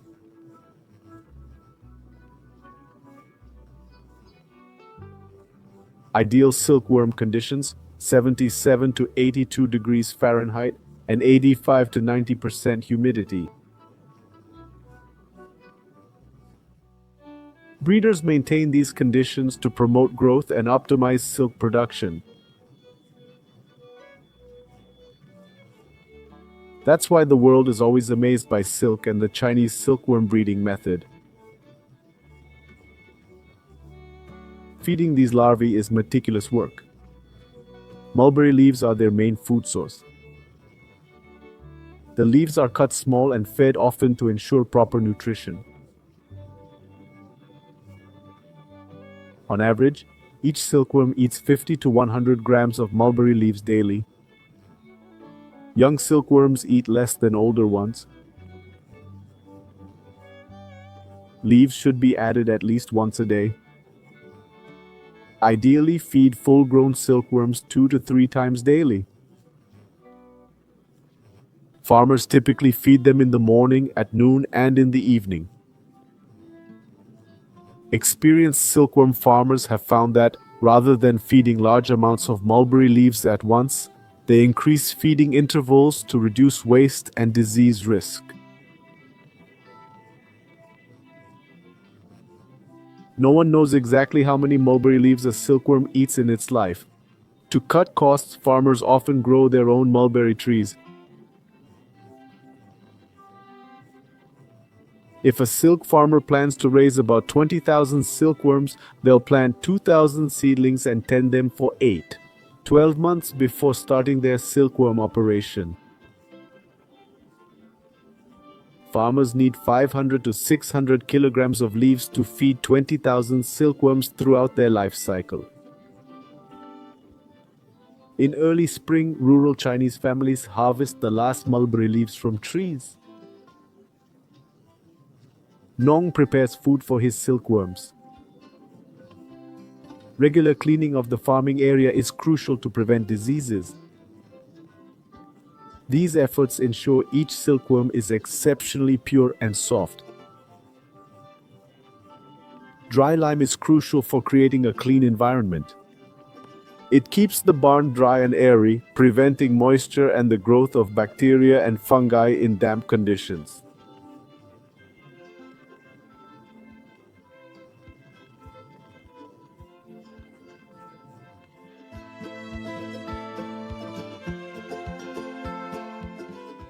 The hungry caterpillars spend about a month munching on mulberry leaves. After 6 weeks, they reach 7 centimeters, stop eating, change color, and weigh 10,000 times their birth weight. Entering their final life stage, silkworms begin weaving cocoons for their magical transformation. At this point, the silkworm applies an adhesive layer to shape its cocoon. It spins a single protein strand, moving in a figure 8 300,000 times to create a kilometer-long filament. Farmers must harvest cocoons before silkworms complete their transformation into butterflies. It's crucial to carefully remove the cocoon from its shell while maintaining its shape. Cocoons are boiled to soften and bind silk fibers, forming shiny silk rolls. The next step combines traditional and modern artistry. Farmers dye silk using natural or chemical materials, creating a rich palette to meet customer needs. The silk threads then undergo various weaving techniques, traditional looms to modern weaving and automated machines. All methods yield fine silk fabrics, showcasing Chinese farmers' craftsmanship and sophistication. This process enhances silk's beauty while preserving the inherent qualities of its fibers. Every silk product guarantees quality and durability, perfect for those who demand excellence. Silk threads from silkworm cocoons have been woven into fabric for over 4,000 years. Though silk represents less than 0.2% of the global textile market, its manufacturing base spans 60 countries worldwide.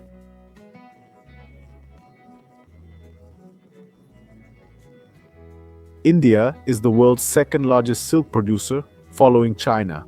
Other notable producers include Brazil, Thailand, and Vietnam. Blending advanced tech and tradition, China leads the global silk industry.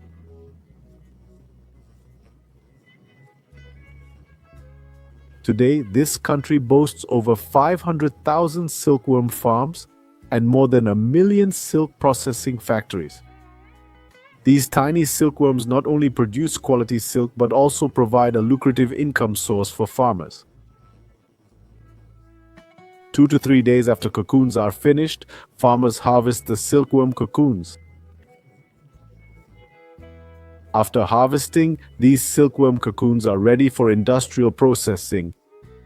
They must undergo a thorough quality check process.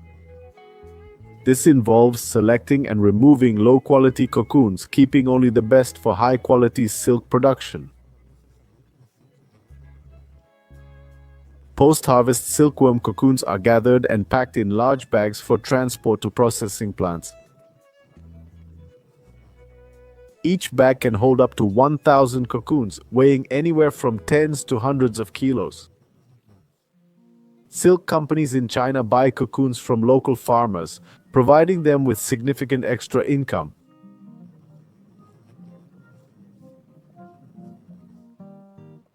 Dedicated workers carefully inspect each silk cocoon to ensure top quality.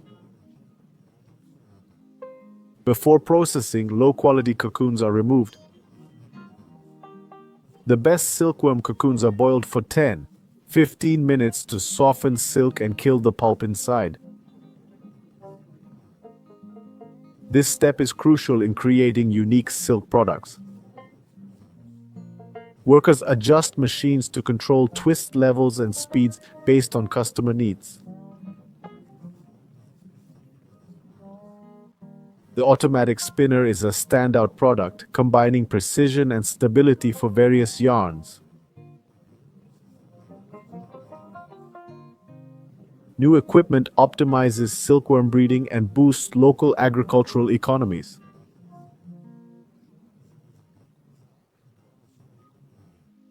China's silk industry is more than just a symbol of wisdom and spirit. This cultural treasure enhances the country's appearance and economy. Farmers' perseverance and creativity have preserved this unique livestock profession.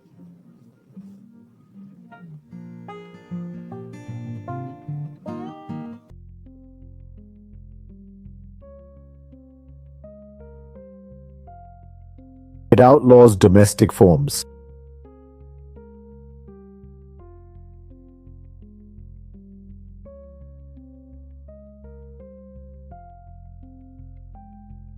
Alaska, known for its cold and wild nature, isn't just ice and snow. It also has great farming potential. Despite harsh winters and frozen soil, Alaska has 91,000 acres of farmland. Alaska's famous crops are giant cabbages and lettuce. This shows how tough and creative Alaskan farmers are. Don't forget other Alaskan specialties like muskox, salmon, and king crab. How do Alaskan farmers handle the tough climate for crops and livestock? Let's find out in this video.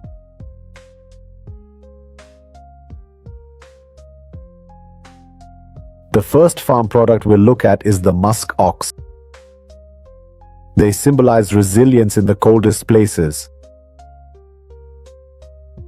They have the world's softest, warmest wool called kiwi. Musk oxen bring income and help preserve Alaska's nature and culture. Currently, Alaska has 353 musk ox farms, each raising about 50 to 60 animals. These animals graze daily, even in winter. They eat grass and behave naturally, creating a beautiful wild scene. Kiwi is harvested in spring when musk oxen naturally shed their wool.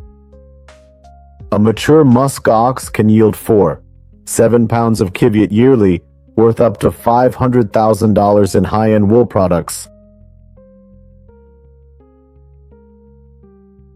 Musk oxen were hunted to extinction in 19th century Alaska, but reintroduced from Greenland in 1935.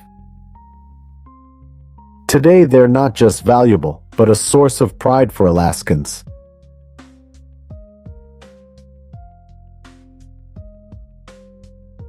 Besides musk oxen, reindeer are crucial to Alaskan agriculture. They graze freely on icy fields, providing meat and preserving traditional lifestyles. Alaska has over 25,000 reindeer raised on farms across the state, both large and small. These reindeer herds often live a semi-wild life here in Alaska. In spring and summer, they roam freely in large fields, foraging for lichen and hay. But in winter, farmers must feed them hay and nutrients to keep them healthy in the cold. Reindeer meat is considered a high-quality delicacy. Alaska produces about 4 million pounds of reindeer meat annually, worth millions of dollars. This meat is served in upscale restaurants and exported to other countries.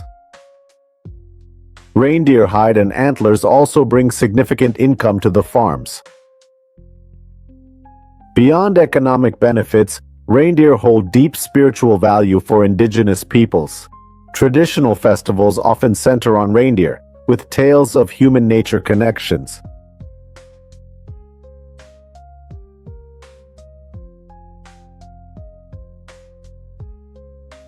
Agriculture in Alaska is incredibly challenging.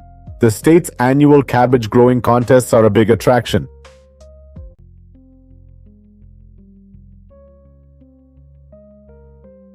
That's the scoop on cabbage. Now, let's discuss another special crop, Alaskan carrots. They're cold hardy and among the region's most popular veggies. Alaska's cool climate and mineral-rich soil produce carrots that are crunchy, sweet, and more nutritious than those from many other states. Alaskan farmers typically plant carrots in early May, spacing seeds 1-2 inches apart for proper root growth. Carrot harvesting in Alaska is done manually or with special tools to protect the roots. After harvesting, carrots are washed, sorted, and packaged for local or out-of-state sale. Each year, Alaska produces over 1.2 million pounds of carrots, mostly eaten locally or exported to cold regions in Canada.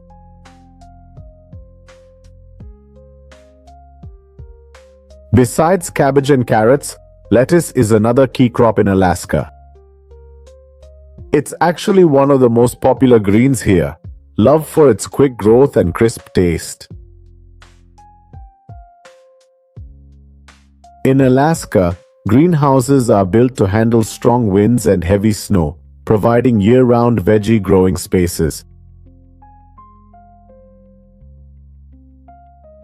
Just 30 to 40 days after planting, Alaskan lettuce is ready to harvest. Farmers carefully cut each leaf with sharp tools to keep it fresh and top quality. Alaska's yearly lettuce crop meets about 70% of the state's needs. Alaskan lettuce is also shipped to nearby areas like British Columbia, where high-quality greens are in demand.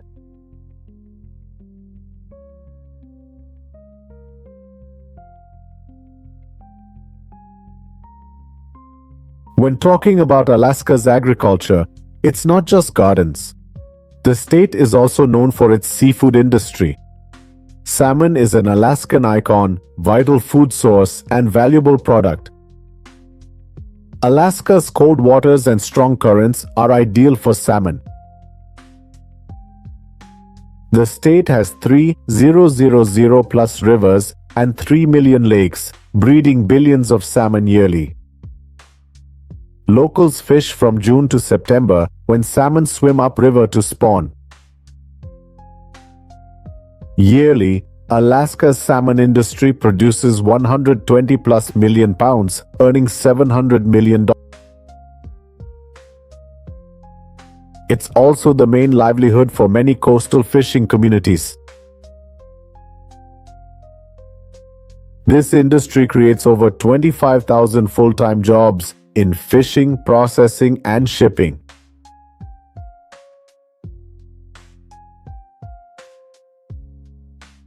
Ever tried Alaskan king crab?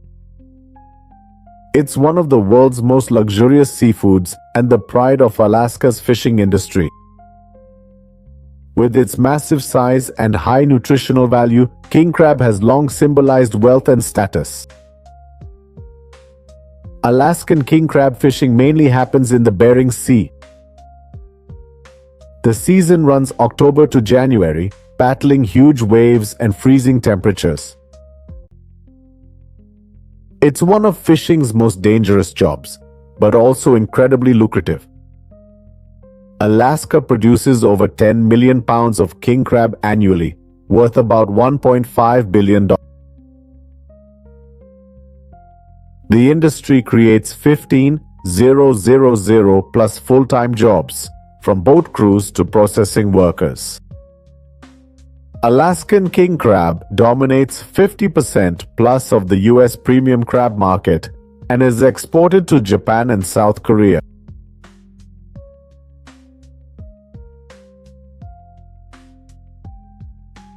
Alaska's not just known for fishing. Hunting's also a big deal there. Many hunters in Alaska target moose. They're common and known for their size and impressive antlers. Moose hunting is a long-standing tradition and key to Alaska's hunting economy. The season runs from September through late November. Weighing 800 to 1,500 pounds, moose provide plenty of meat for local families. One moose yields over 1,100 pounds of meat, feeding a family for a year. Guns and bows are used, but bow hunting offers a more thrilling experience. The moose hunting industry also attracts many international tourists. Yearly 1,000 plus visitors hunt here, bringing $15 million to the state's economy. Hunting is strictly regulated to protect the ecosystem and wildlife populations.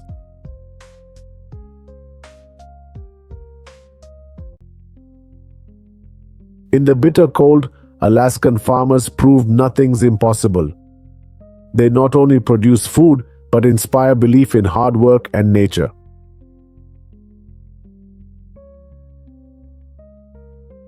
Fall provides ideal conditions for crops to reach peak maturity. It's also prime time for American farmers to harvest and process crops.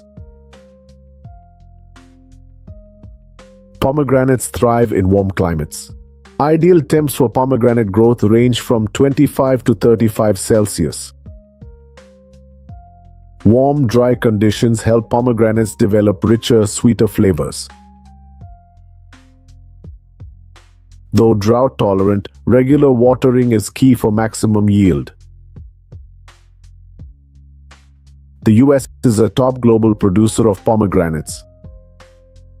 Farms here supply millions of tons yearly for domestic and export markets. Fresh pomegranate prices can range from $20 to $38 per 25-pound box. In 2023, US pomegranate production will hit 500,000 tons, with exports to Canada, Korea, and Japan. India also boasts a thriving pomegranate industry, harvesting over 800,000 tons annually. Indian pomegranates are widely distributed across Europe, the Middle East, and Asia. Pomegranates typically ripen from late August through November. Farmers must monitor the fruit's color changes closely. Since pomegranates don't ripen post-harvest, timing the harvest is crucial. Harvesting is done by hand, with farmers cutting stems to minimize damage during transport. They carefully place pomegranates in cloth bags, then into large barrels.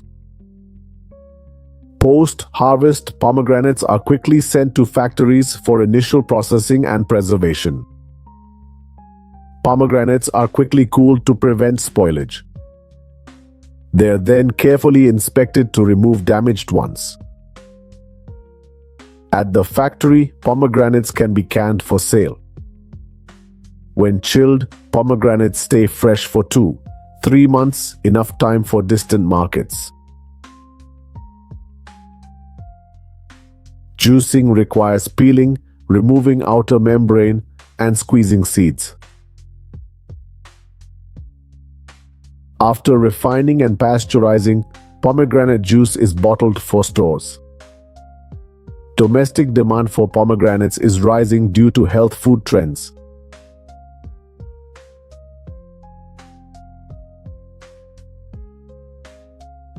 Peaches grow best where late frosts are unlikely. Late frost can kill flowers instead of allowing them to fruit. Fruit size refers to the number of fruits per tree. Crop loads are typically adjusted at 45 days. Manual fruit thinning is labor-intensive, costing up to 130 hours per acre. As of 2023, China produces over 60% of the world's peaches, percent of global output, over 15 million tons yearly. Main peach growing areas in China are Shandong and Hebei provinces. The United States is also a major peach producer. In 2023, the U.S. harvested about 650,000 tons of peaches, mostly for domestic use. Peach harvest season runs from May to September, varying by variety and region. Peaches must be picked at the right time for best flavor and quality. Farmers typically harvest by hand. Manual harvesting needs care as even slight bumps can damage the fruit. Pickers walk through orchards hand-picking ripe, firm peaches. Farmers use ladders to reach and pick peaches from the treetops. Balancing on a ladder to pick fruit isn't easy. They rush to harvest peaches before birds and small mammals get to them. At the factory, peaches are quickly cooled to halt ripening. The conveyor belt moves about 70,000 pounds of peaches hourly. Workers start by removing peach leaves. Peaches are sorted by size and quality. Substandard peaches are discarded. After washing, peaches go into an automatic peeler. Peaches are then sliced or halved based on the final product. Peaches are soaked in sugar to enhance flavor. Peach pieces are then canned in syrup. After sealing peach cans, they're sterilized at high heat to kill bacteria and extend shelf life. The United States is one of the biggest peach markets. 2023 stats show Americans consume about 1.2 million tons annually.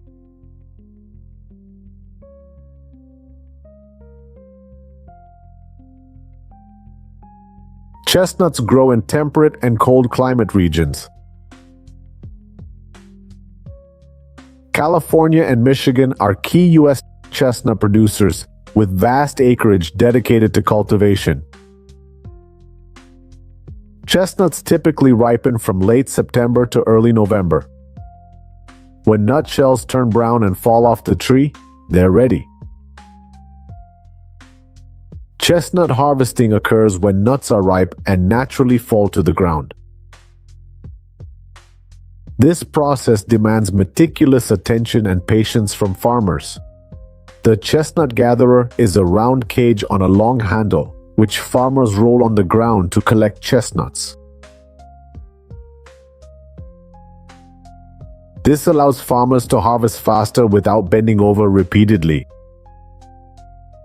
Handpicking is slower but lets farmers control product quality.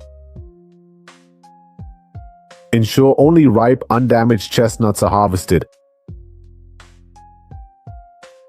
In large orchards, farmers use sweepers to collect chestnuts from the ground. These machines have rotor systems to remove debris. This improves efficiency and keeps chestnut shells intact. The chestnut vacuum has a powerful motor and flexible suction system. Chestnuts are sucked into a large container for rough sorting. The vacuum also has a filter system to remove leaves and debris. Before processing, nuts are washed to remove impurities like dirt, leaves, and small debris. Next, the nuts are sorted by size and quality.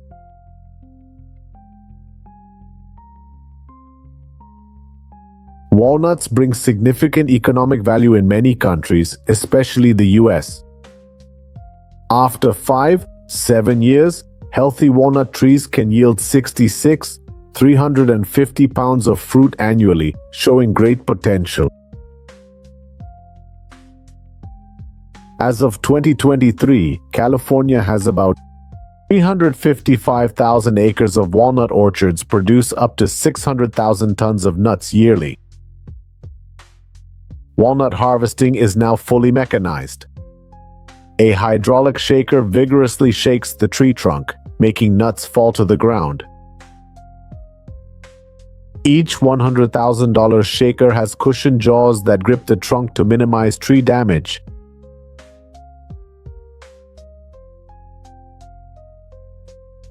Fallen nuts are gathered into rows and collected by mechanical harvesters.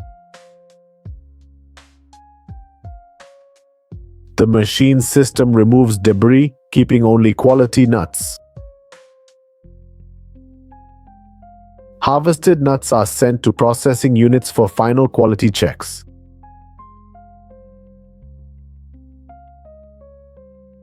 Processing and preservation methods vary based on market needs.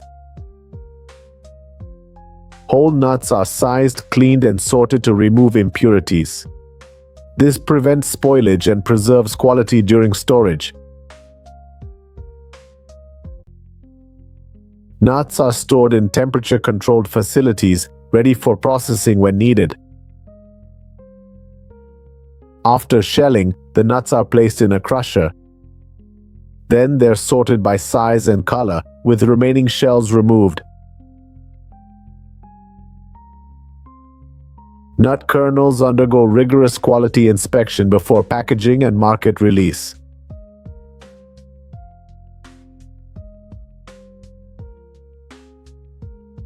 Drying is crucial to extend shelf life and maintain quality.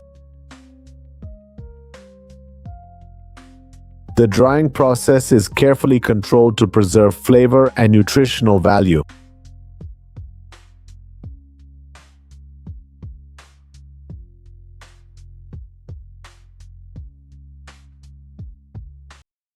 There, folks.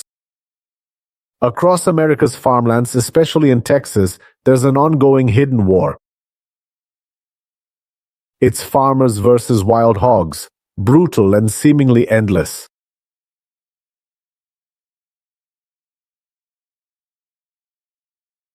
The U.S. is home to over 9.3 million feral pigs.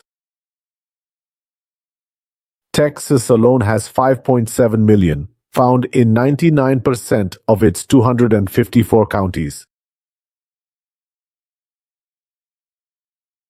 Yearly, these hogs cause $1.7 billion in farm and environmental damage. They're big and mean, some weighing up to 590 pounds. Their presence has robbed native species of food sources. Deer often flee when wild hogs move into their habitat. Hogs root and wallow, leaving huge holes and ruined crops.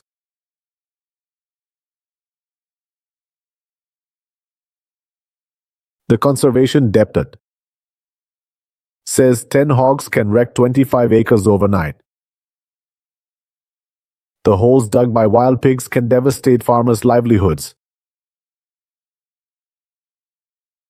They invade fields, disrupt crops, and spread pathogens and parasites.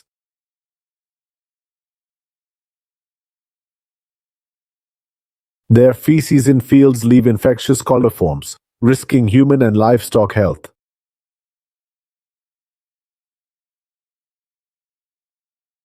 North Texas farmers report nightly damage worth thousands from feral pigs.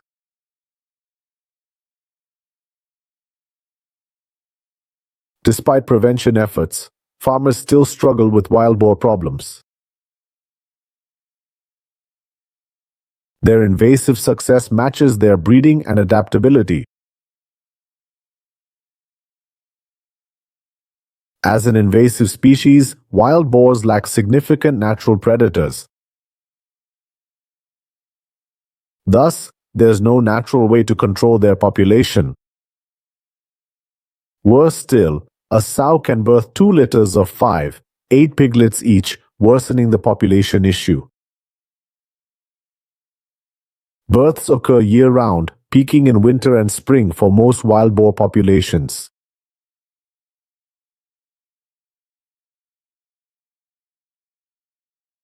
In areas with plentiful food, like farms or where wildlife is fed, breeding rates can exceed the average.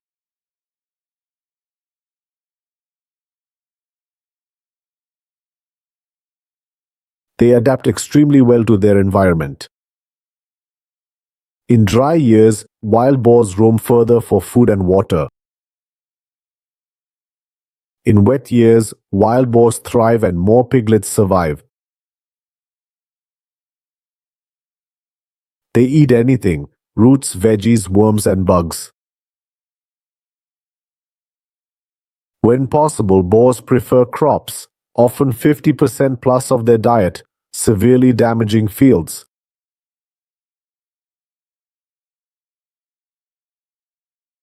Wild boars even eat veal, sheep, and deer when given the chance. Known for gluttony, adult boars eat 3% of their body weight daily in just 4-6 hours.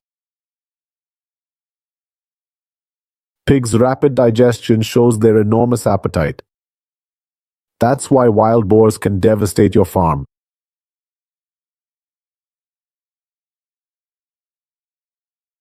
These farmers are fencing off their agricultural areas. They'll use designs that protect livestock and deter invasive species. As seen, boars can break many fences and enter farms, even in daylight. So, farmers must build a robust protection system. Fencing out wild pigs works for small farms, but it's costly.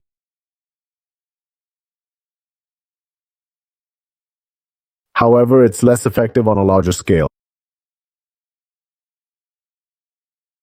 Besides fences, traps are a common and effective method.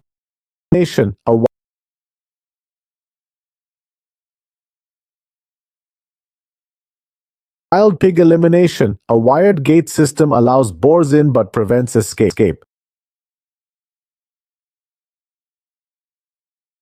The large, sturdy metal trap is baited with corn to lure them.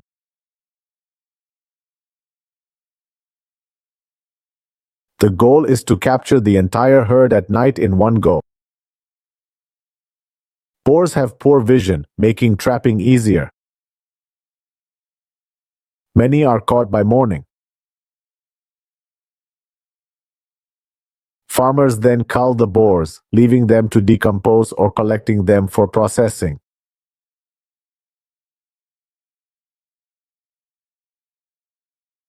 These traps save time and effectively control invaders. Texas reports show this effort costs about $3 million annually.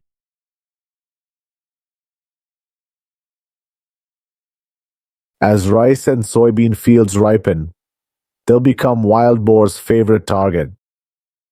Boars aren't active during the day, and farmers work all day, but farmers must protect their land.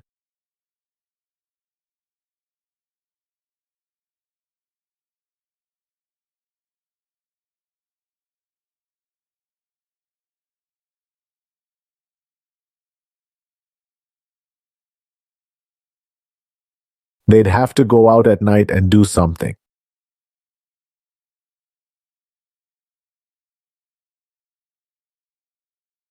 Hour-long chases like this happen to protect their fields.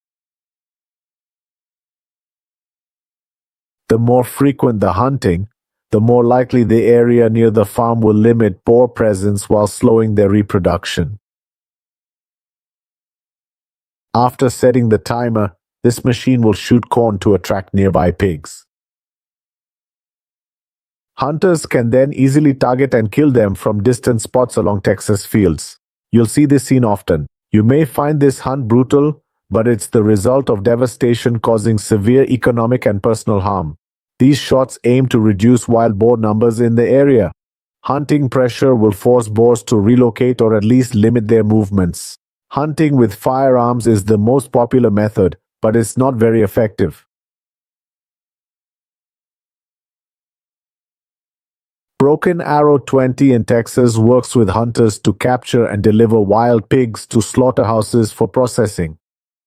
They sell 1,700 boars yearly, preferring medium-sized pigs, 80 to 180 kilograms. Larger boars secrete more hormones, giving the meat an unpleasant odor. All pigs entering the food system undergo inspection. Federally mandated for FSX, whether farm-raised or wild-caught, there are 15 government-inspected facilities across the U.S. specializing in feral hog slaughter. Some chefs, farmers, and meat suppliers in Texas introduced wild boar to the food chain. They're turning this invasive species into a sustainable protein source for humans at an Austin restaurant. In Texas, wild boar is a menu highlight.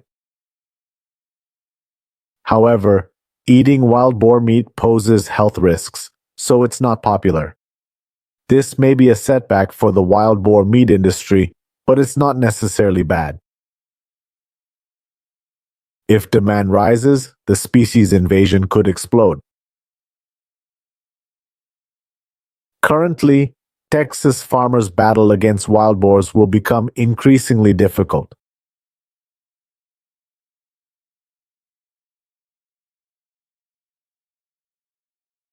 Such wars often occur in America's prairies.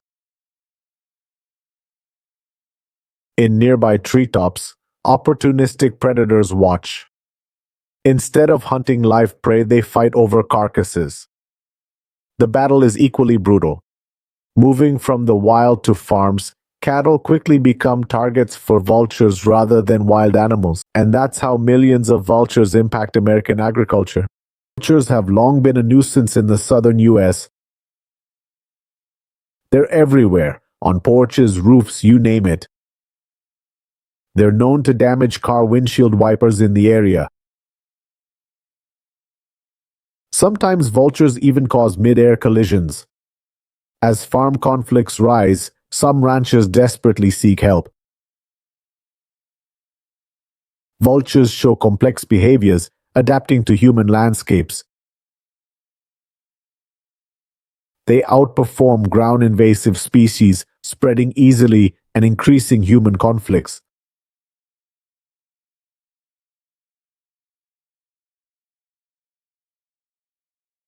Their diverse skills and high-altitude flight help them adapt to changing food and habitat.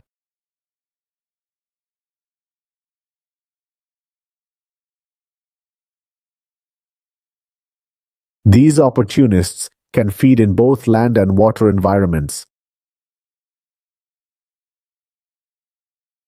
They hunt prey in open areas, hovering about 60 meters above ground.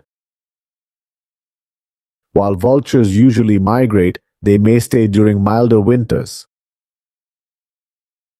Vultures typically inhabit open plains, deserts, or forests.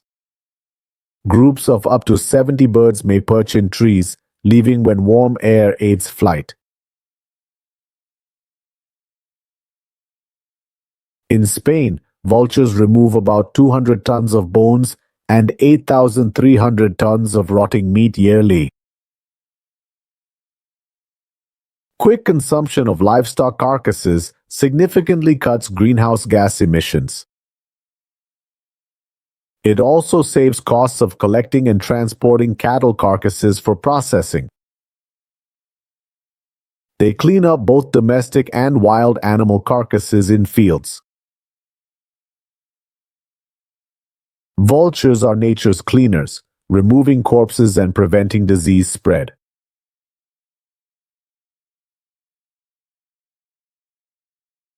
Vultures also recycle nutrients and reduce facultative scavenger populations, like foxes. Compared to mechanical carcass cleaners, vultures offer more benefits to the ecosystem. They've provided cultural and spiritual services for thousands of years. Additionally, they contribute to ecotourism as an entertainment service. In these settings, vultures receive excellent care. Vulture watching in an Israeli nature reserve could be worth over $1 million, with 85% of visitors coming specifically for vultures.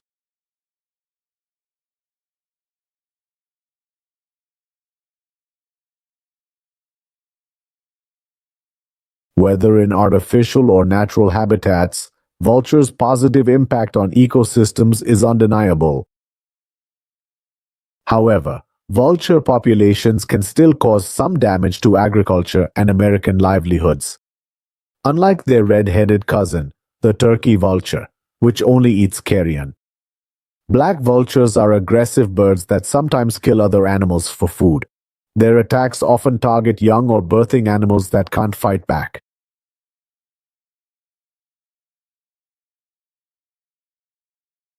Two men tried to pull the calf's body from the mother cow. Its body writhed in pain, waiting for death. Black vultures are present year-round in Kentucky. However, they migrate from South America to Canada, which is why their numbers increase in Kentucky during fall and winter, as northern birds move south. They're medium-sized, 23-27 inches tall, with a 5-foot wingspan, weighing 3.5-5 pounds. Vultures' ability to quickly find and eat carcasses gives them an edge over land carnivores. Each vulture clutch usually has 2 eggs, incubated for 28-40 days. Young vultures develop wings in 9-10 weeks and leave the nest after 60-80 days. By then, they're healthy and skilled hunters. Strong survival skills and few natural predators led to a vulture population boom. These birds became a problem from the Gulf of Mexico to Ohio and Texas to New York. A vulture attack can cost a farm $2,000 per animal. Vultures soar over grazing areas. They pose a significant threat. Farmers must constantly monitor their livestock. If they're not vigilant, these cows could become vulture food in an instant.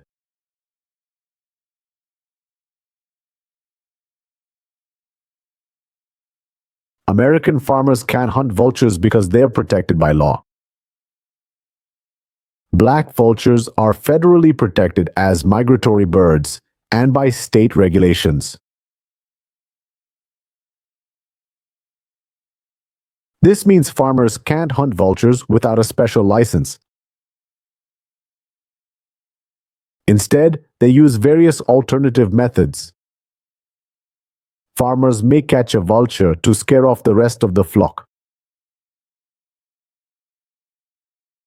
or use a mannequin. Vultures certainly don't like that. Hanging a dummy often scatters them. Farmers use effigies around homes and pastures. If they return, repeat the process. Proper livestock disposal limits vulture attacks.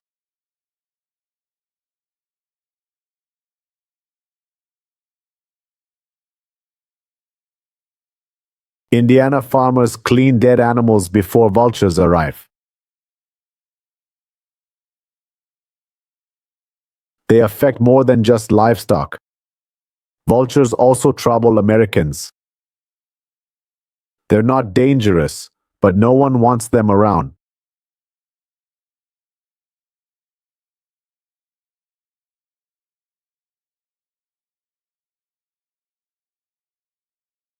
Shock wires are on roofs in this area.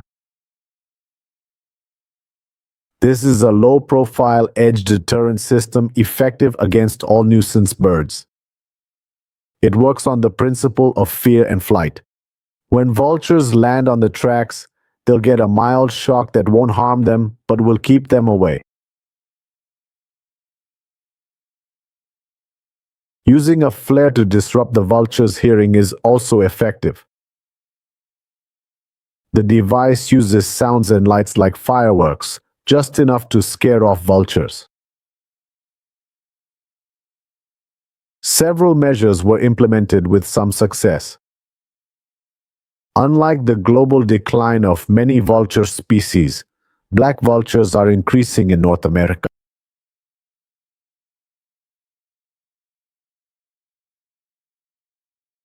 They are found from the south to Midwest, along the Appalachians, and up the east coast to Canada.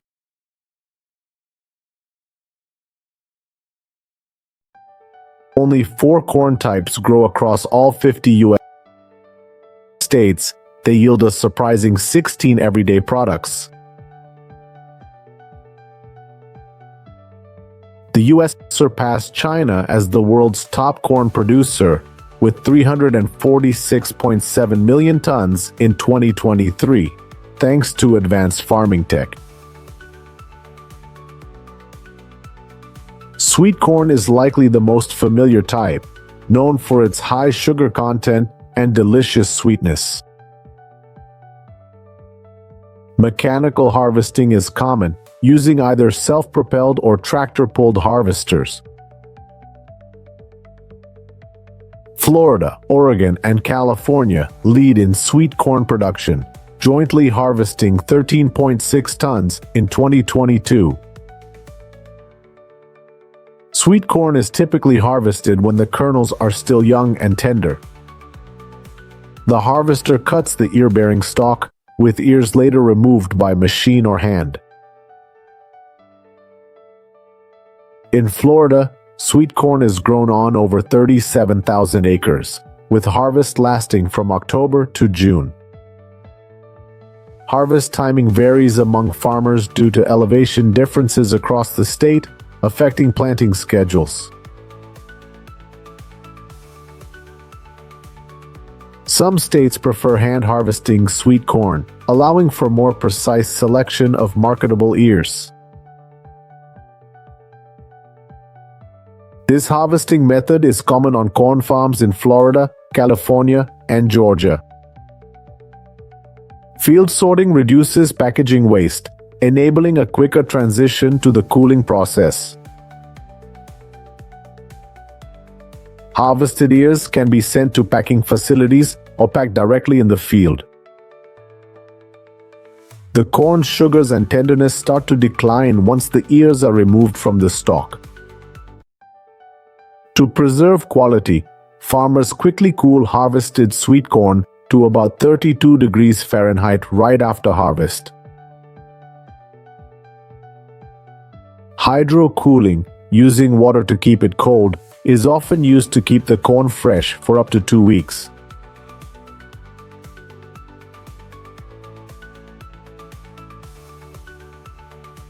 While sweet corn is just 1% of Essequinewa's corn crops, popcorn reigns supreme as a popular variety.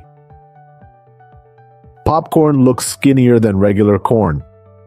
With a hard shell and soft, moist center, popcorn pops when heated to 400 to 460 degrees Fahrenheit.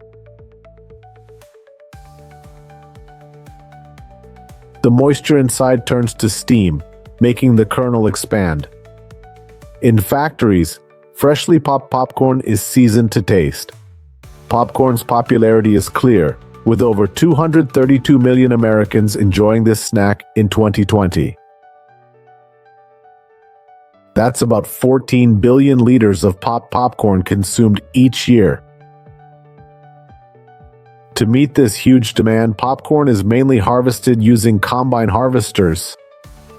These powerful machines allow farmers to harvest corn day and night. Equipped with a corn head, the harvester separates the ears from the stalks. Ears feed into the machine, where kernels are shelled and cobs are ejected. Shelled kernels are then moved to storage bins, air-dried to 14% moisture, ideal for popping. Sometimes, popcorn is harvested on the cob using a corn picker, keeping kernels intact. The corn then dries on the cob, and kernels are removed later. To ensure good popping, kernels are sorted to remove smaller ones. Nebraska was the top popcorn producer, but Indiana took the lead with 97,000 acres in 2021. However, popcorn isn't actually a variety of corn. It's part of the flint or Indian corn family. coming in red, blue, purple, yellow, and white.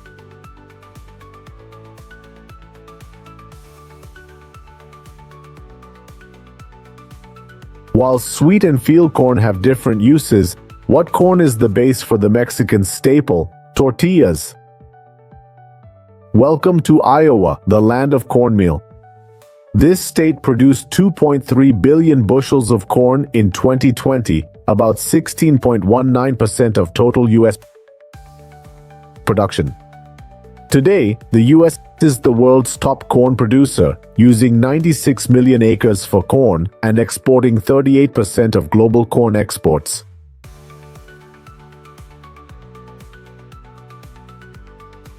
Before milling, harvested grains are typically dried in silos until they reach about 15% moisture content. These dried kernels undergo cleaning and sorting, passing through screens to separate them by size and quality. Then, the clean kernels are ground into a fine powder using a series of rollers or mills.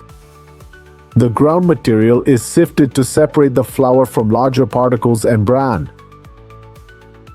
Finally, corn flour is bagged to prevent contamination and maintain freshness. In this Korean corn snack factory, corn flour is steamed and pressed into a thin, long sheet. A machine then cuts it into strips, which are fried in this automated fryer. The fried corn strips are seasoned, cooled, and then packaged. Corn flour is often used as a gluten-free alternative to wheat flour.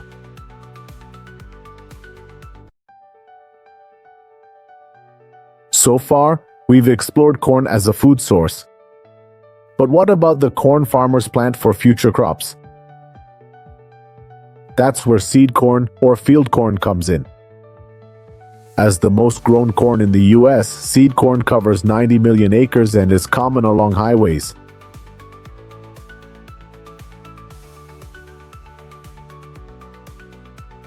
Manual pickers can't match these harvesters, which cover 10 acres or 300,000 ears per hour.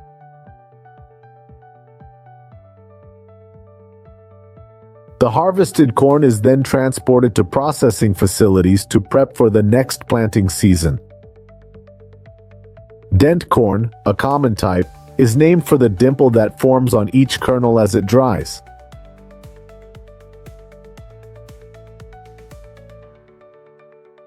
It's mainly used for cattle feed and cornmeal, a southern staple often used in grits and hush puppies.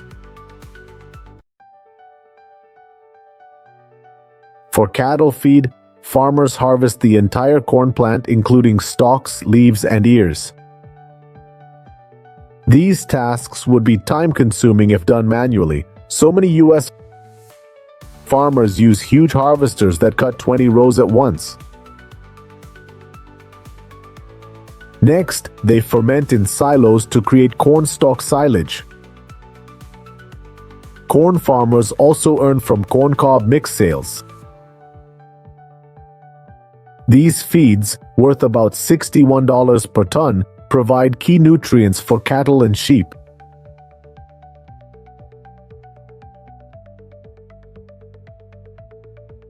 Corn seeds are also processed to make corn oil. It takes about 2.5 to 3 pounds of corn to make 1 quart of oil. The refined oil is filtered and packaged for sale. Corn oil is a healthy, affordable fat that can handle high heat without breaking down.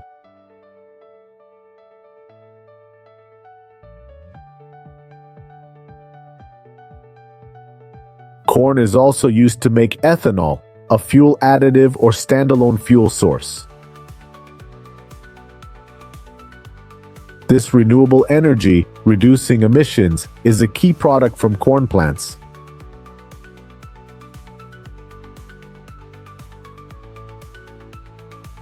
For a unique drink, there's corn whiskey, also known as bourbon or rye.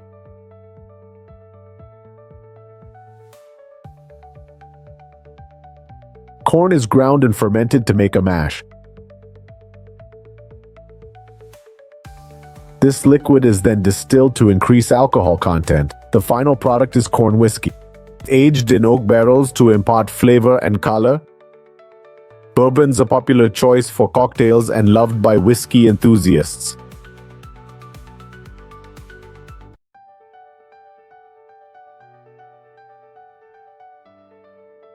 Can you guess what these farmers are about to harvest? They've been here since early morning with long ladders. Bingo! It's cherries. Each person uses a small basket that holds about 25 kilos of cherries. After filling the small basket, workers go to weigh and transfer cherries to a larger container. Each of these boxes pays 75 undra.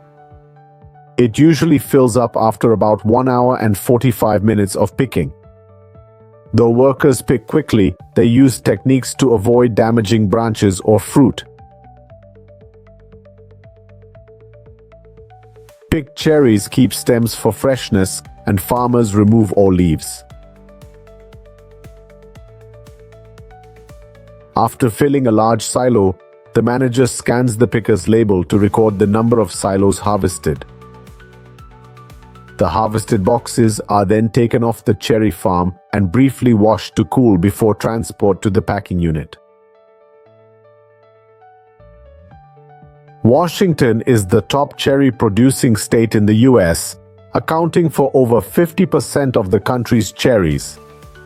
Some farms use cherry shakers for faster harvesting.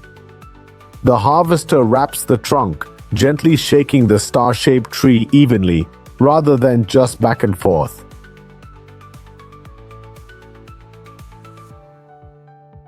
Cherries fall onto a tarp, then go to water tanks, holding 1,000 pounds to keep them fresh. Did you know August is the month for super sweet melons? Early in the season, melons aren't fully ripe, so farmers go to fields with bags to carefully pick the sweetest ones. At another farm, workers harvest melons in small boxes and load them onto a large truck.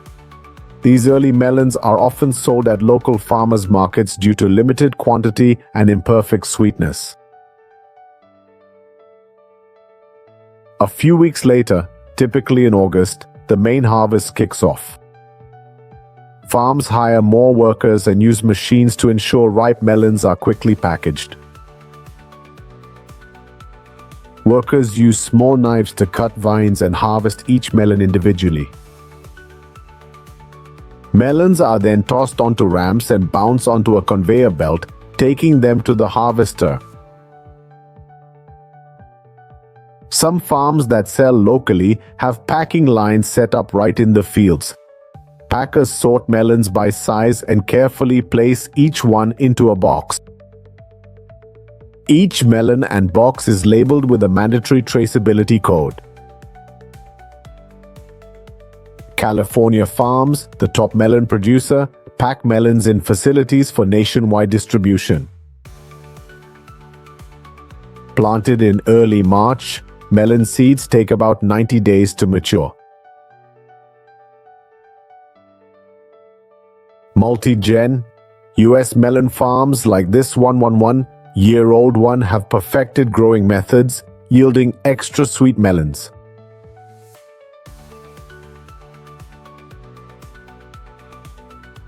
All melon boxes are stored at 36 to 38 degrees Fahrenheit to extend shelf life beyond 3 weeks.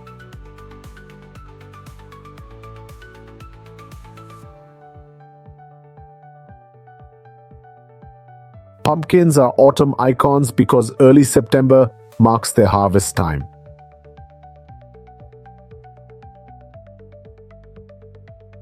Teams of 20-30 farmers inspect each pumpkin, cutting stems with large shears. Harvest-ready pumpkins are lined up straight, prepping for the main harvest day. Pumpkins can ripen and turn orange post-cutting, so farmers harvest those too. They harvest about 20,000 pumpkins daily. Each pumpkin can weigh up to 50 pounds, giving farmers quite the workout. To boost efficiency, many large farms now use pumpkin harvesting machines. These machines can harvest 4 rows of pumpkins at once. Quality pumpkins are stored at 80 to 85 degrees Fahrenheit for 10-14 days, allowing skin to harden and stem cuts to heal. Afterward, they're thoroughly washed. They're then taken to pumpkin patches for people to buy as Halloween nears. In fact, pumpkins can be stored for up to a year. Rotting pumpkins left in the field are lined up by a machine. Another machine grinds each row, turning pumpkins into fertilizer and collecting seeds for next season.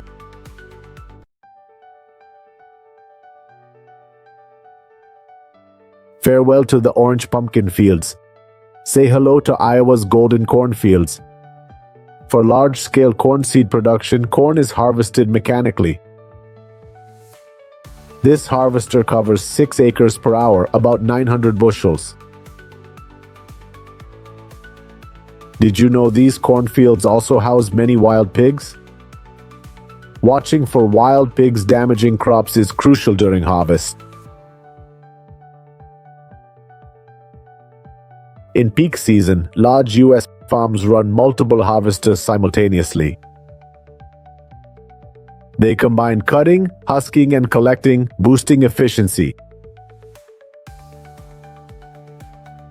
The U.S. remains the top corn exporter, selling to Mexico, China, and Japan. Now let's check out the sweet corn fields. Small-scale and fresh sweet corn farms often still harvest by hand.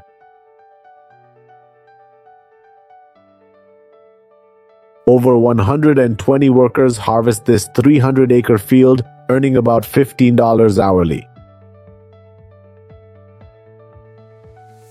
Harvesting's done at night if it's too hot during the day. Iowa leads U.S. corn production with 90% of its farmland growing this crop.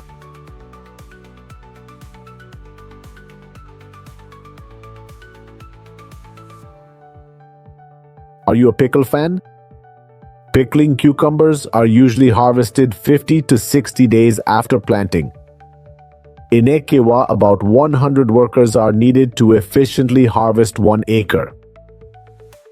They may pick cucumbers twice daily for 25-30 days based on variety and conditions. Workers typically wear gloves during the manual harvesting process. Each worker can harvest about 1 to 1.5 tons per day. On large farms in Michigan and Florida, machines can harvest 3 acres per hour. Average U.S.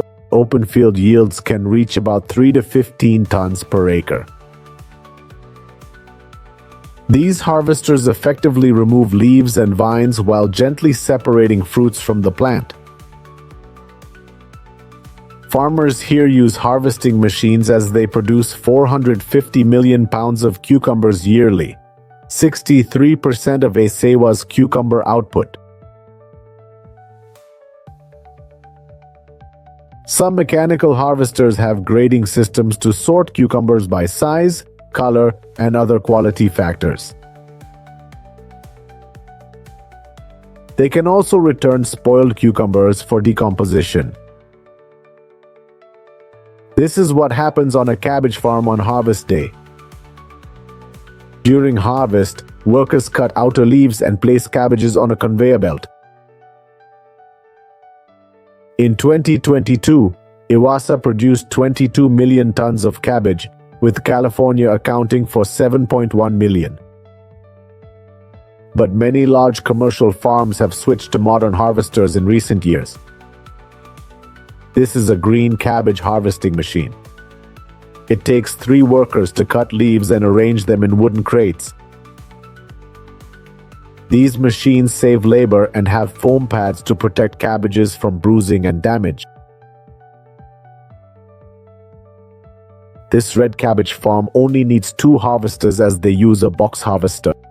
Hello everyone. Today we're visiting French vineyards to see how farmers grow and harvest this sweet fruit. First up, the seedling prep process.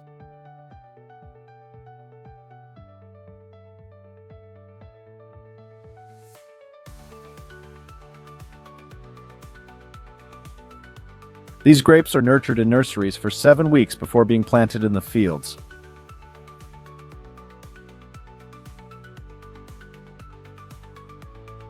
In small-scale grape-growing areas, planting is done by hand.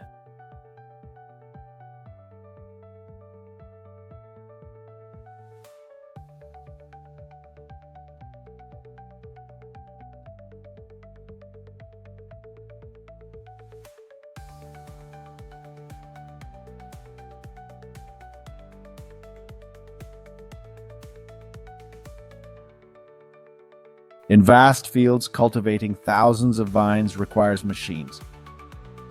The grapevine is a fruit tree needing careful attention.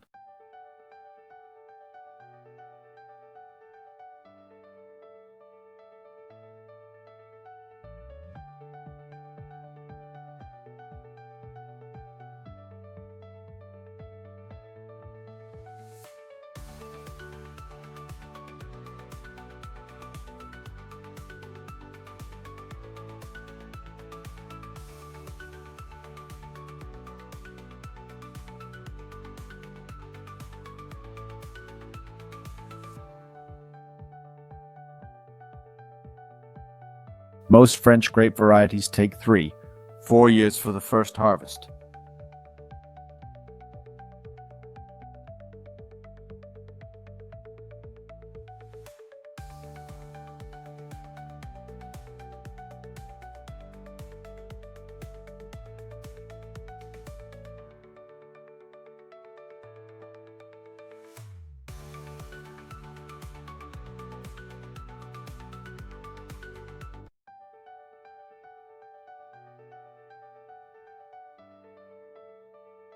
Pruning aids harvesting and boosts future yields.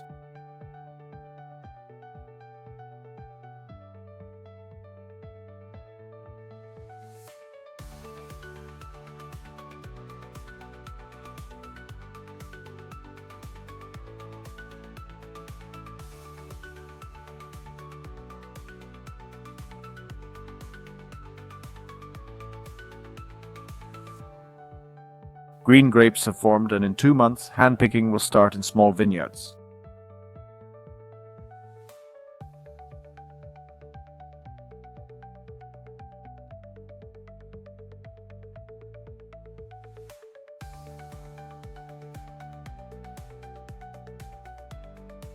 Many viewers might wish to join.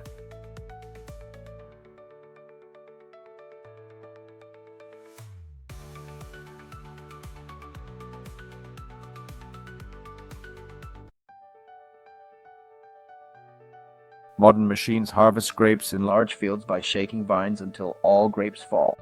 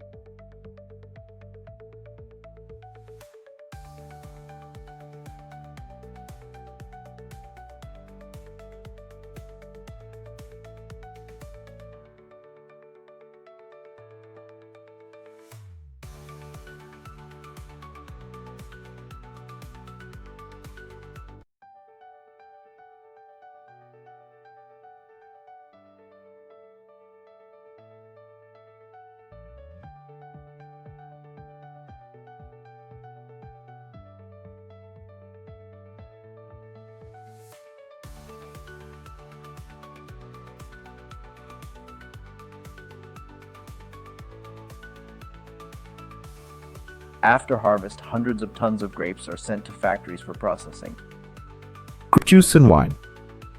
Fine wines need grapes from 20-plus-year-old vines.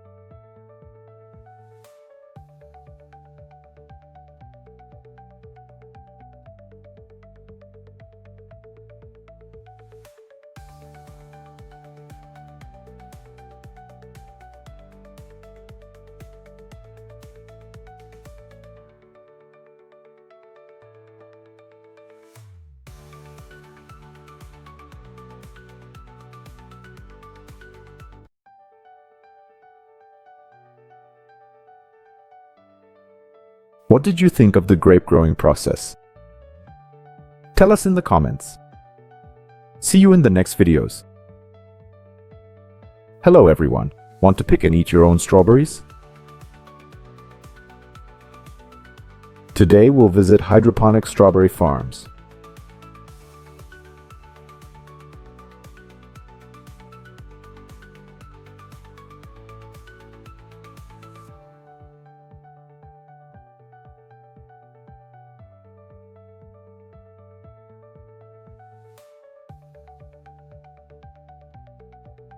First step, seed incubation.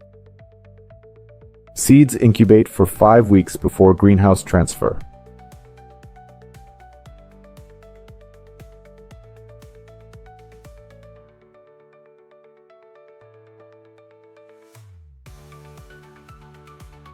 All set. Thousands of plants move to start a new cycle.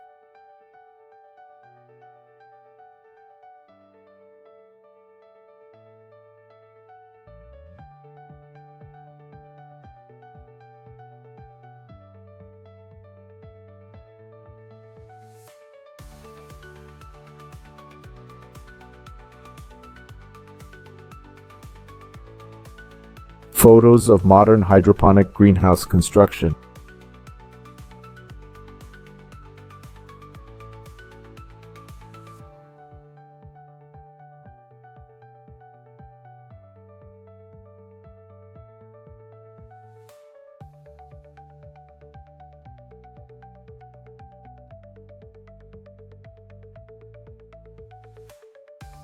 Plants stacked in trays with special soil.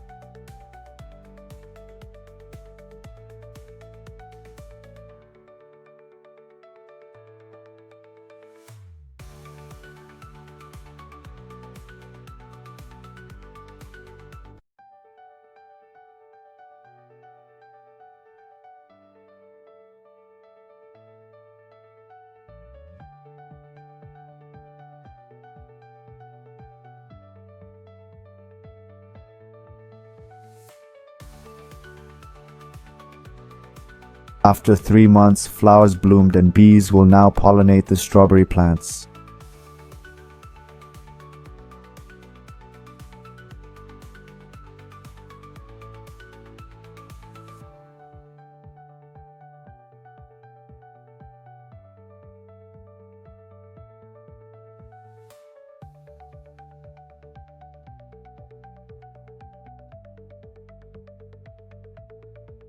The water and lighting systems here are fully automated and controlled.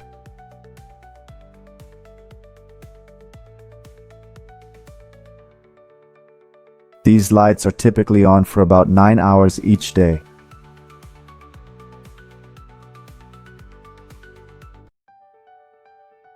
Four weeks have passed since the flowers were pollinated. It's early summer now, and everything's ready for a new harvest.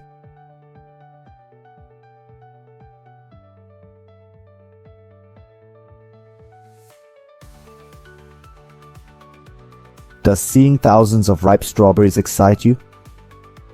Many people enjoy picking and eating strawberries right in the garden.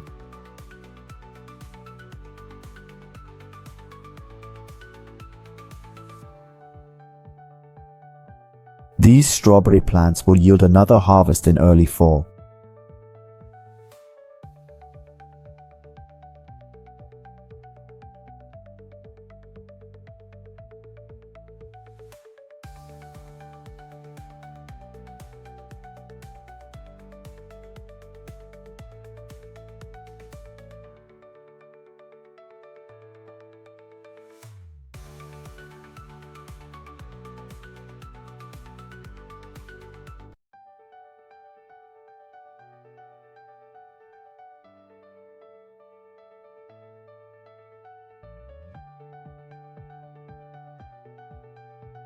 Some places have tested robotic strawberry harvesting. However, it doesn't seem to work very effectively.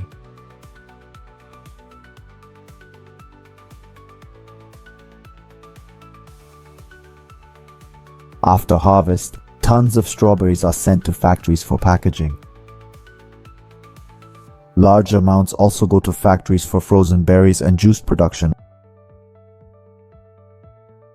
What's your favorite way to eat strawberries? Fresh, frozen, or as juice?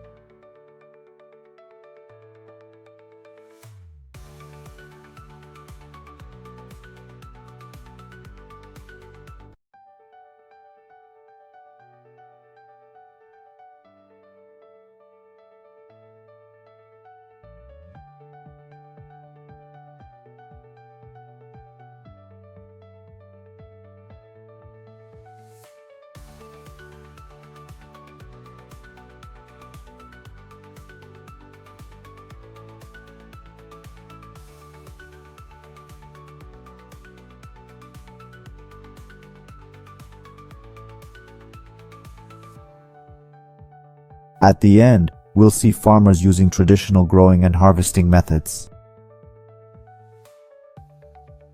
What did you think of the strawberry growing and harvesting process shown? Tell us in the comments. See you next time in our upcoming videos.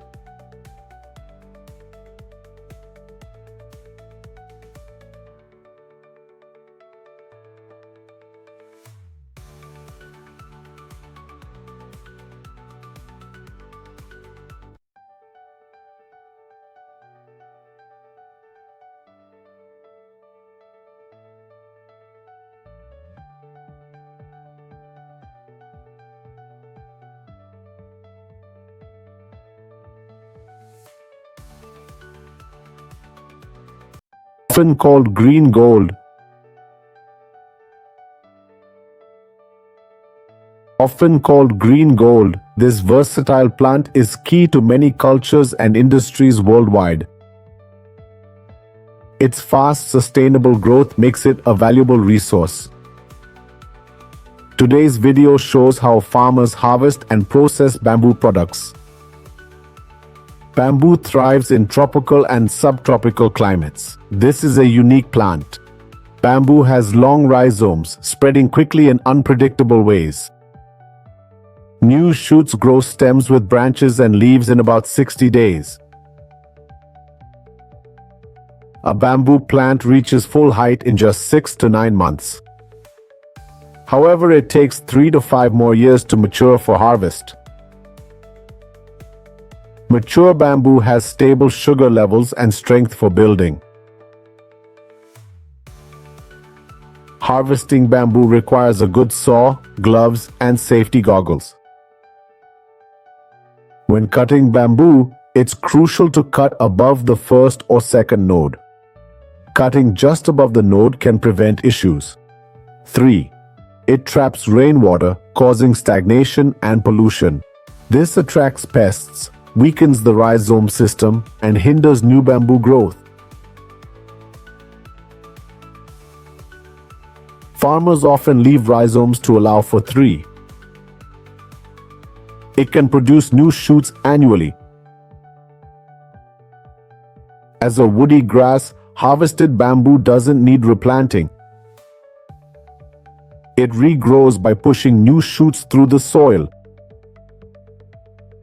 The rhizome structure forms 80% of bamboo's biomass, all underground. China leads global bamboo production with vast resources. Its bamboo forests cover 16.7 million acres, a large part of total forests. 3. In the Asia-Pacific region, China dominates, accounting for nearly 71% of global bamboo product exports.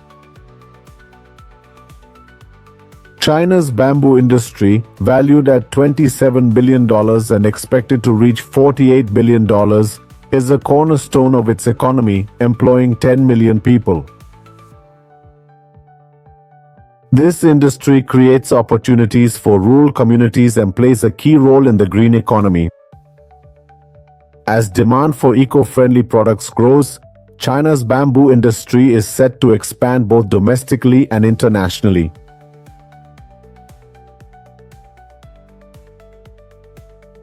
India is the world's second largest bamboo producer, with an impressive annual output exceeding 11 million pounds. India's bamboo industry showcases the country's biodiversity and horticultural expertise. Moreover, bamboo farming boosts income for rural families in Assam, Maharashtra, and Madhya Pradesh. The dry season start marks peak bamboo harvesting time. Indian farmers typically harvest from post-monsoon through late winter. Summer harvested bamboo decays faster than bamboo cut in fall or winter. During harvest, farmers remove any dead or wilted bamboo stalks. Bamboo clusters grow densely packed together. Farmers cut bamboo stems shorter than 2.5 meters in length. Cleaning bamboo allows remaining plants to grow easily. Usually cut with a long sharp knife or curved saw. Some farmers use chainsaws to save time and effort. Bamboo stalks shouldn't be harvested during growth season, as it can damage young shoots and slow future growth of the bamboo clump. When managed well, bamboo plantations take up to 2 years to effectively reduce soil erosion. It's crucial to preserve harvested bamboo before processing, as it tends to rot quickly. The preservation process may darken the bamboo stem due to high heat, destroying the starch inside. Farmers heat bamboo to 248 to 302 degrees Fahrenheit for 20 minutes to protect it from insects.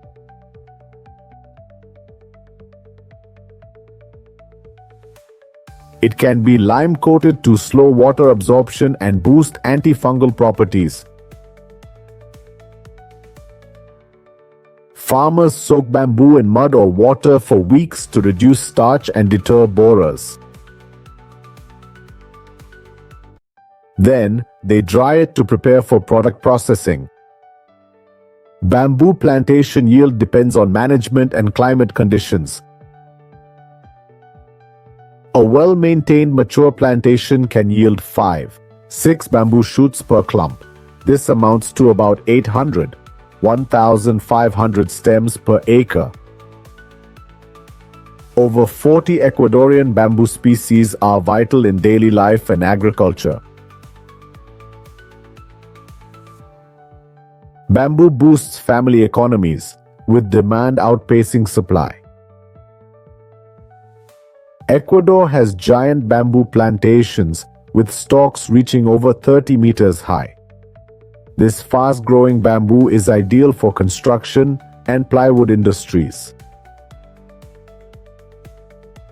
At the factory, stacked layers are placed in the hot press. Bamboo is compressed under high heat and pressure to form a solid uniform board. It's then sanded, trimmed, and coated for durability and appearance. Bamboo boards can be used for many different applications. Bamboo has become crucial in the sustainable materials market. It's an eco-friendly choice. It can replace metal, plastic, and cotton. Bamboo is now used in everything from kitchenware to toilet paper. Farmers use bamboo to make flower pots. They cut bamboo stems to the right length. Then, they sand the cut edges to smooth out rough spots. This step is crucial for the vase's look and safety. Bamboo is also used to make forest bamboo salt. High-quality bamboo salt costs nearly $100 per bottle.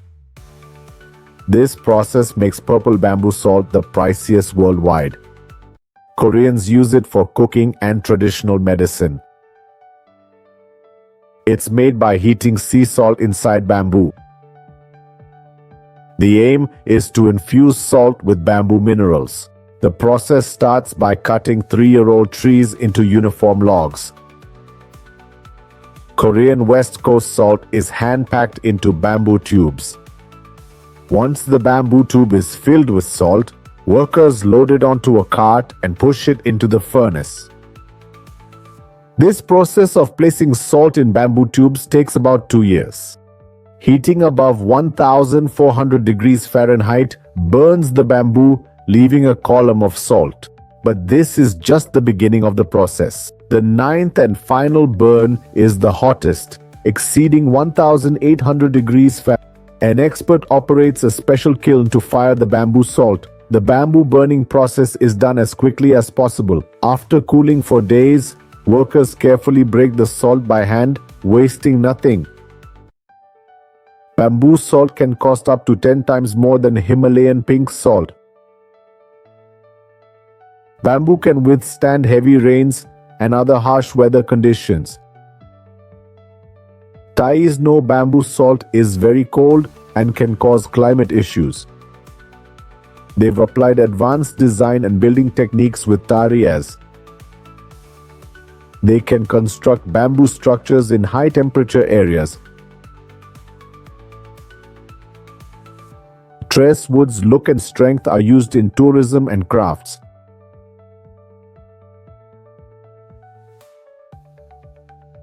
Bamboo can also be transformed into unique sculptures.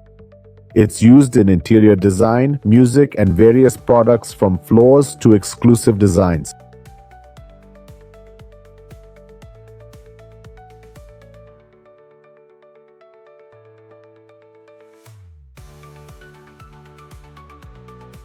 Consumed worldwide. Made with natural ingredients, bottled at incredible speed. So, how is beer produced? Today, we'll follow barley harvesting and craft beer brewing.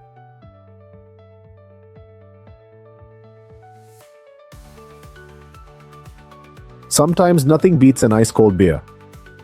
But creating that unique flavor isn't easy. It all begins in the barley fields. Barley typically grows in temperate climates. In the US, North and West are main barley-producing regions. Idaho, Montana, North Dakota, and Washington lead production. Barley is sown in spring. At first, it looks like grass. At 30 to 40 centimeters, they start forming seeds. Barley growing conditions vary by cultivar, but it grows best in cool, moist conditions. Harvest timing depends on grain moisture and field climate. Barley is ready for harvest when grain moisture is between 12.5% and 18%. If grain moisture is lower, farmers need special storage for overly wet grain. Barley is typically harvested using combines and threshers. The barley harvest requires special care and attention. Malting barley has higher harvesting standards. Barley must be dry for easy grain straw separation during harvest. Winter barley is harvested in July, spring barley in August. Post-harvest barley is tested for germination and quality parameters.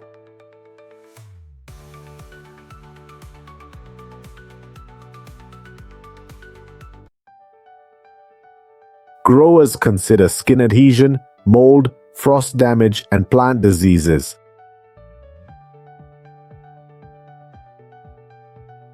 After passing the test, the next step is malting. Freshly harvested barley grains are starchy and smell grassy. Brewing beer right away won't let yeast access these complex carbs. Malting converts barley to malt, shaping beer's color, aroma, and taste. Start by soaking barley in water to absorb moisture. After hours, drain the water and expose seeds to air. It undergoes wetting and oxidation stages to activate. Soaking ends when grain moisture reaches about 45%. This takes 3 to 5 days, varying by barley type and environment. During germination, you'll see roots growing, a good sign. Starch changes occur. Growers control sprouting for even germination.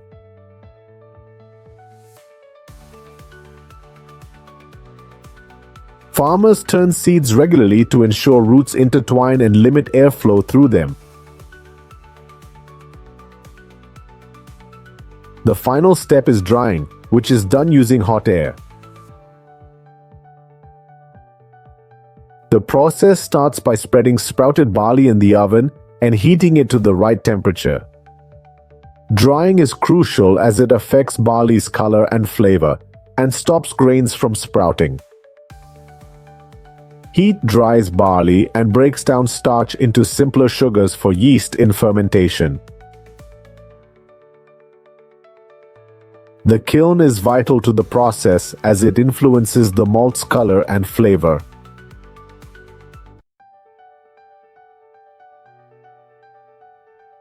Canadian barley is globally renowned, with 23,000 farmers producing about 8 million tons yearly. Farmers harvest barley from fields, then it undergoes processing at the factory. But why was barley chosen for brewing beer? Barley is the top grain for brewing. Used in beer production. It has the right properties. With craft breweries booming, flavor and ingredient experimentation is trending. Steeping barley activates enzymes in the grain. Barley is soaked in water until fully saturated.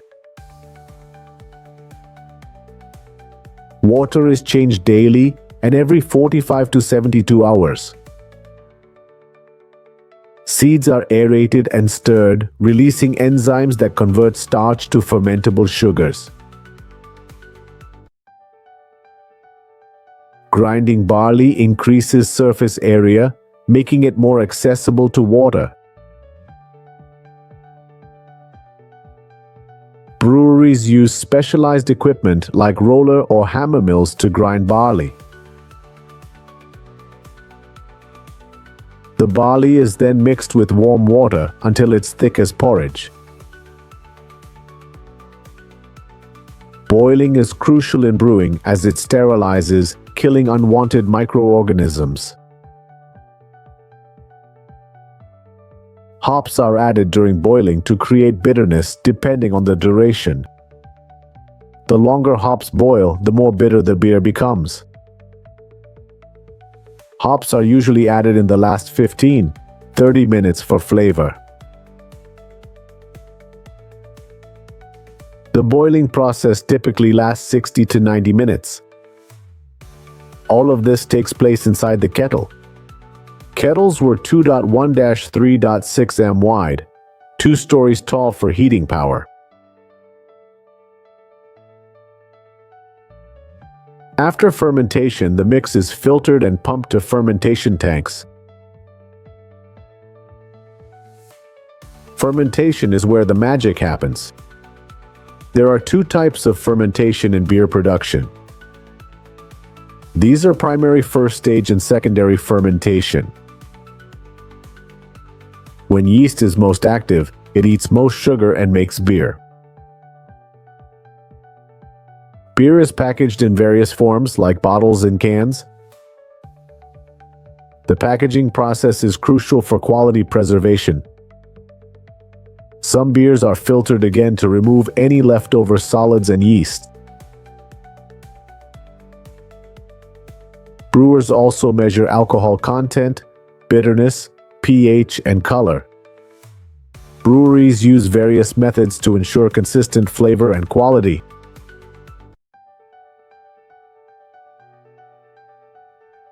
Kelowna locals are having a blast making craft beer. They have a small brewery space to work with. Though small scale, each step mirrors large factory production. They work hard to produce high-quality beer. Multiple full kegs allow for creating many different beer styles.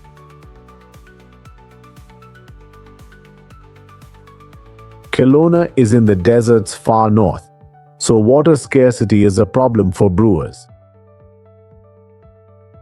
Using a standard kettle system, brewers need 4 to 6 liters of water per liter of beer. Since the water requirement is so high, conserving water is crucial. They filter and reuse clean water from fermentation tanks for the next beer batch.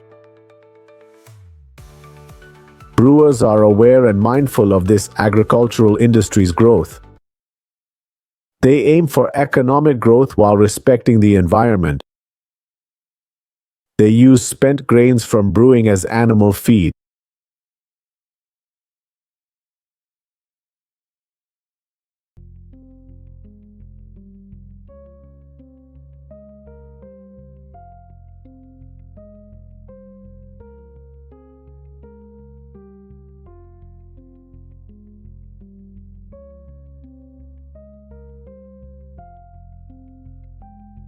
Nebraska, the heartland of Midwest U.S. agriculture, is renowned for its vast grasslands and cutting-edge farming systems. With nearly 50 million acres of farmland, Nebraska excels in beef production, pheasant farming, poultry operations, and vast cornfields.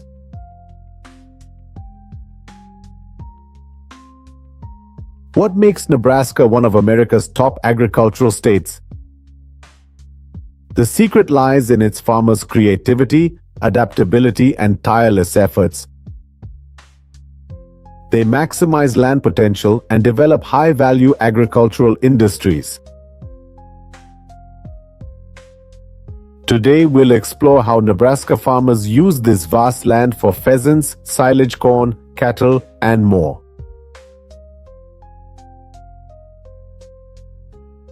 First, we'll dive into the pheasant farming industry, a unique Nebraska specialty. Nebraska is a pioneer in pheasant farming, with about 300 farms operating. Pheasants aren't just symbols of natural beauty, they also bring significant economic value, especially as pheasant meat grows more popular in upscale restaurants across Europe and Asia. Besides commercial use, Nebraska's pheasants support sport hunting, a popular Midwest activity. Yearly, thousands flock to Nebraska for organized hunting events on large farms.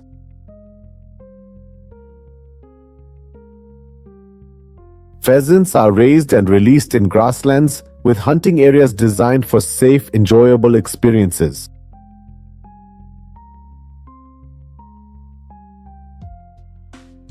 The sports hunting industry entertains outdoor enthusiasts and contributes about $10 million yearly to the local economy.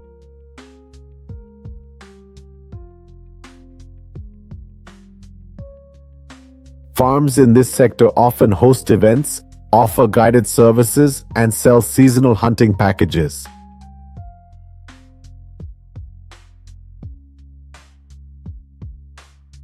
Nebraska farmers start their day checking enclosures for gaps or signs of predator threats.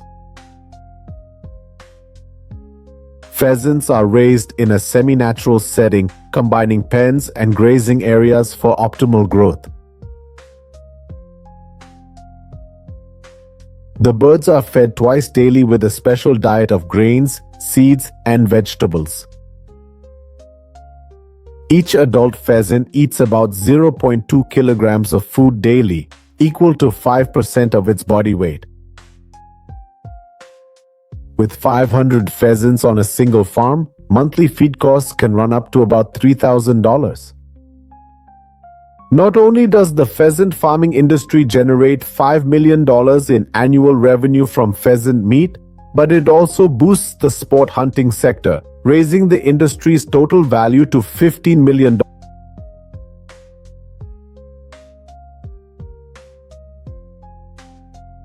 Next, we delve into indoor fish farming, a significant technological advancement in agriculture in Nebraska. Nebraska is one of the leading states in indoor fish farming, featuring 309 operational farms. These farms primarily raise tilapia and trout, catering to local demand and exporting to neighboring states such as Iowa and Minnesota. Every day, advanced water recirculation systems are operated to maintain stable temperature, oxygen, and pH levels, crucial for the healthy growth of fish. Feeding is managed by automated systems, with each tilapia consuming an average of 0.8 kilograms of feed per day. When the fish reach an average weight of 2.5 kilograms each, farmers harvest them using specialized nets and transport them to processing facilities within a few hours to ensure freshness. The industry produces about 27 million pounds of fish yearly, generating $20.6 million in revenue. Indoor fish farms save over 40% water compared to traditional methods, helping conserve precious water resources.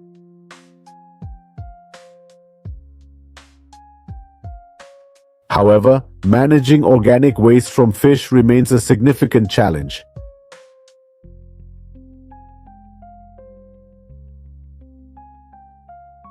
Moving on from indoor farms, let's explore Nebraska's large-scale beef cattle ranches.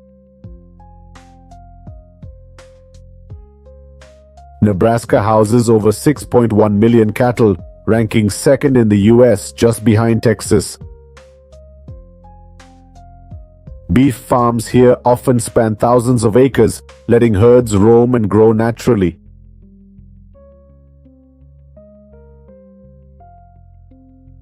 Daily, ranchers ride out to check cattle health and guide them to fresh pastures, ensuring access to green grass. In winter, cattle are fed hay and silage, each consuming about 55 pounds per day. When cattle reach the standard 1,200 pounds, they are transported to large processing facilities. This process is done meticulously with cutting-edge tech, boosting American beef's global reputation.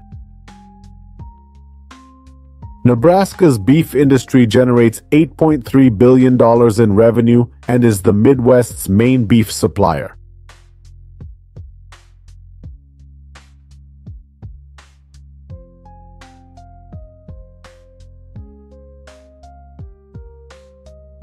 Now, let's explore a modern automated aspect of farming, broiler chicken production in Nebraska.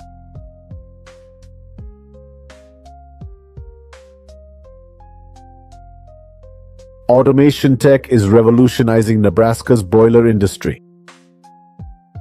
Nebraska produces over 912 million pounds of broiler chicken yearly. These farms use automated systems for temperature, lighting, and feeding. Workers inspect systems daily to ensure there are no malfunctions.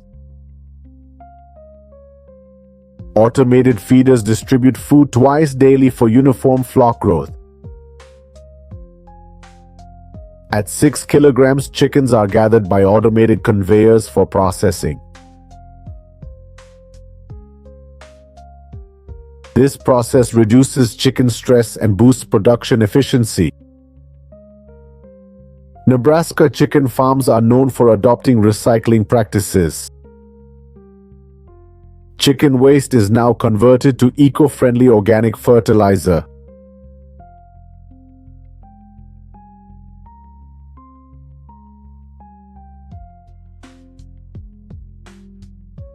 Corn silage farming is a big deal in the US, with Nebraska playing a key role in the industry.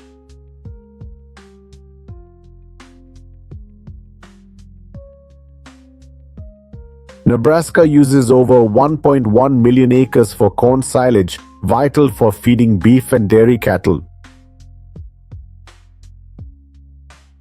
Nebraska's cornfields stretch as far as the eye can see, creating a stunning landscape.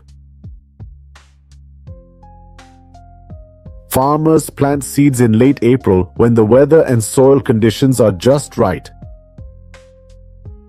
Modern planters ensure even spacing and depth, giving corn the best chance to grow.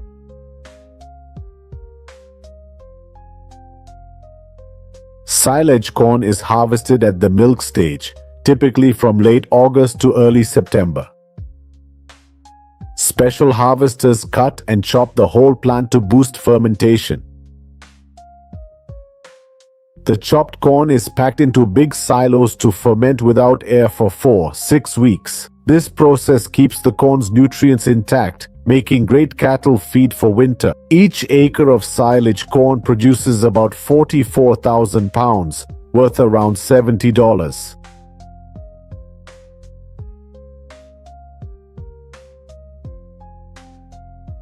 This industry's total is estimated at over $2.1 billion. It's not just vital income, but symbolizes Nebraska's deep farming ranching bond.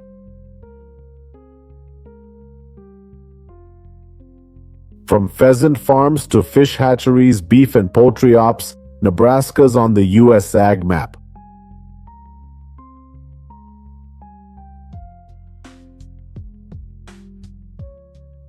But what truly makes Nebraska special is its people. Farmers, ranchers, and workers tirelessly ensure top-quality products for America and beyond.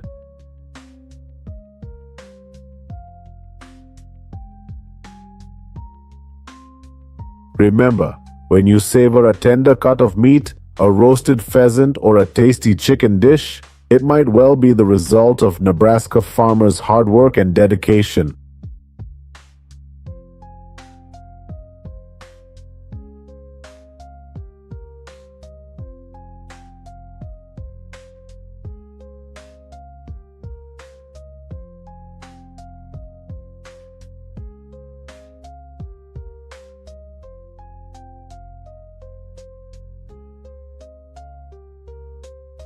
Hey there, folks!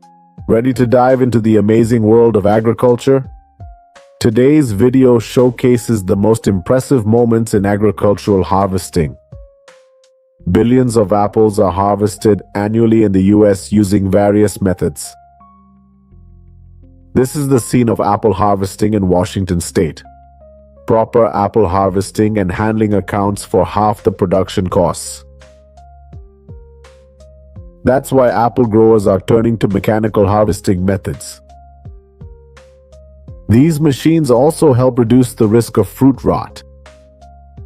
It also cuts down on soil spoilage agents that can affect the final product. Pumpkin is a staple in the daily diet of Italians. This fruit is harvested starting from late October. Mantua, in northern Italy, is a key region for this colorful fruit. Italy is unique for its pumpkin seed harvesting fields. Pumpkin seeds, often seen as waste, are prized in Italy for eating and cooking.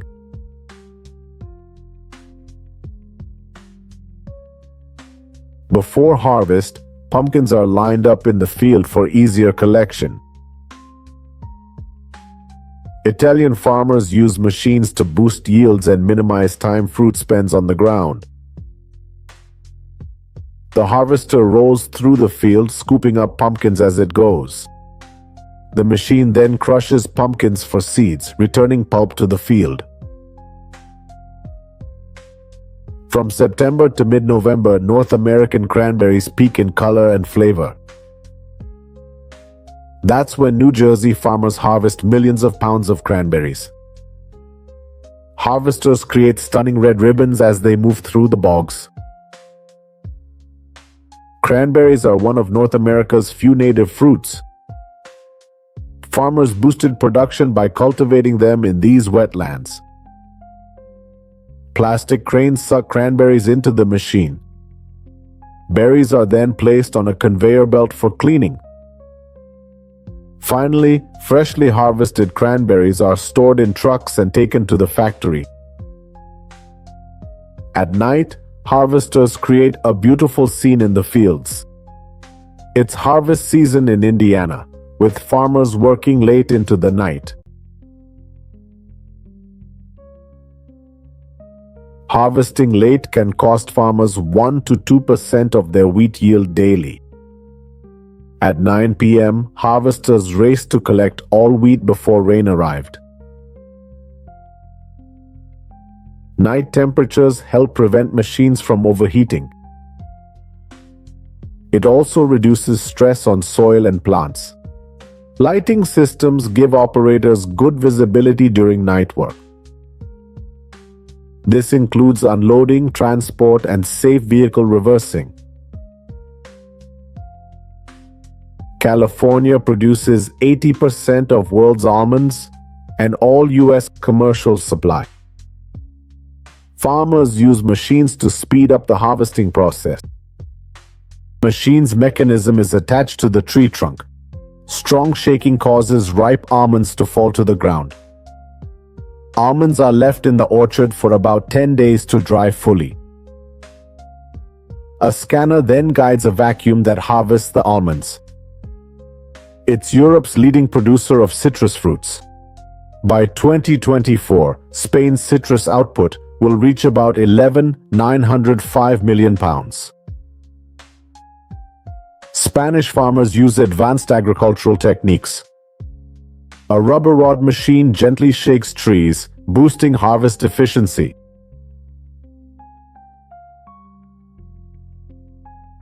When active, rubber rods vibrate tree branches, making oranges fall. Soft rubber protects the orange peel from damage. Farmers adjust machines to suit orange ripeness, avoiding tree damage. Texas tomato harvesters run from dawn till late night, July to September. During peak hours, farmers speed up to ensure the supply chain. Using massive blades, harvesters pull entire tomato plants into the machine. A shaker separates tomatoes from stems, tossing stems back to the field. Meanwhile, tomatoes are moved onto a conveyor belt.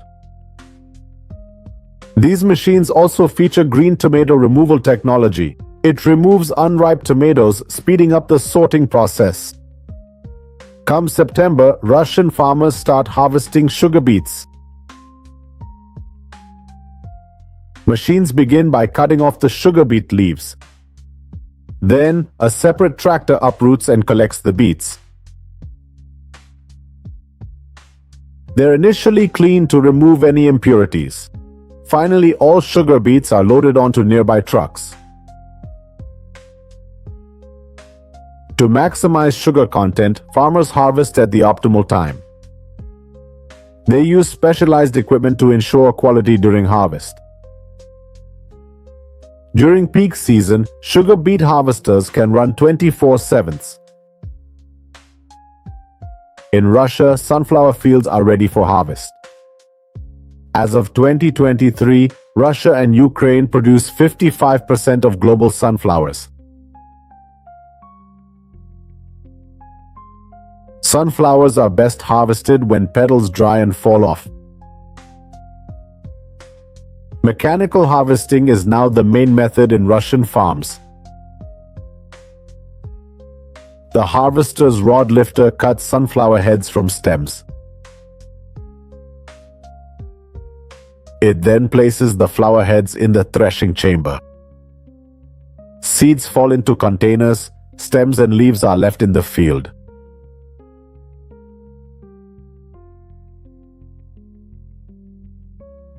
Spanish farmers have some clever ways of harvesting olives. They use a machine to shake the tree trunk. Farmers also use poles to strike the branches, ensuring all ripe olives fall. Automated harvesters move along rows of olive trees. It applies force to the olive tree using rubber rods. As olives fall, a conveyor belt collects and transports them. These machines have continuous discharge, minimizing damage. Sensors on the machine provide precise data during harvest. California farmers grow strawberries in greenhouses using robots to pick them. Robots can replace many workers, advancing the agricultural industry. It can predict the best time to pick a ripe strawberry. A robotic arm maneuvers its sensors among the leaves. Vision software analyzes sensor data to find ripe fruit. The robot identifies 5 ripeness levels by color. When it finds a ripe berry, a silicone hand picks and bins it. We've reached the bell pepper harvest in midsummer Coachella Valley. After picking, peppers go straight to the harvest platform, where workers pack them into boxes. Farmers usually harvest peppers early morning when they're still moist. They store the harvested peppers in a cool place. Farmers don't overfill containers to prevent bruising the peppers.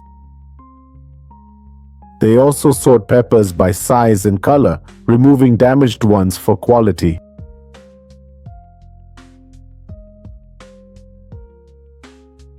Summers when harvesting machines appear in raspberry fields.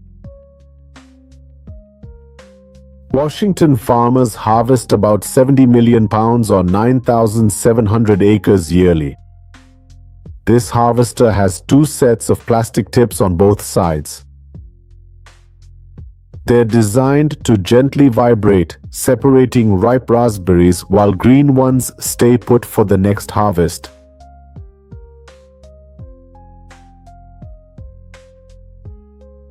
Farmers then remove any remaining leaves or unripe fruits.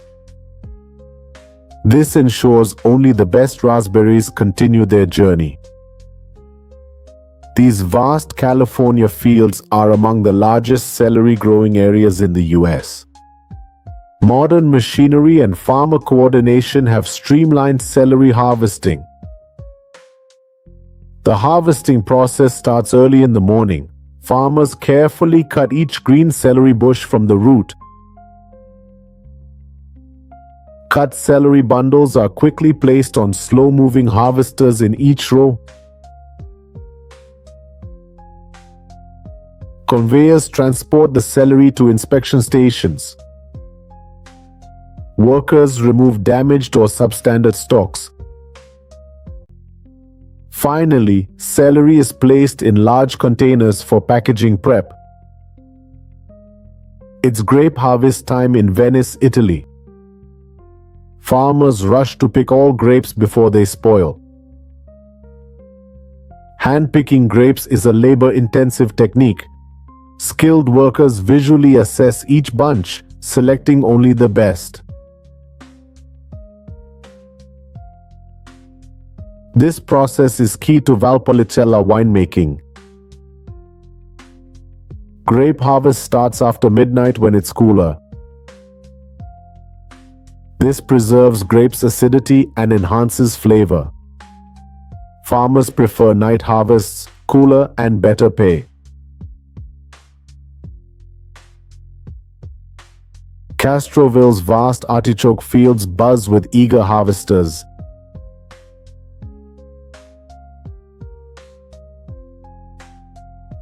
Each farmer wields a manual cutting blade. After harvest, each artichoke is skillfully tossed into a back-worn basket. This demands skill and care to avoid damaging the flowers. When baskets are full, farmers move to a field meeting point to pack artichokes.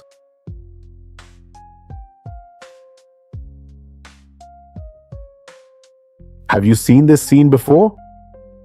This cable system is typical in Asian commercial banana plantations.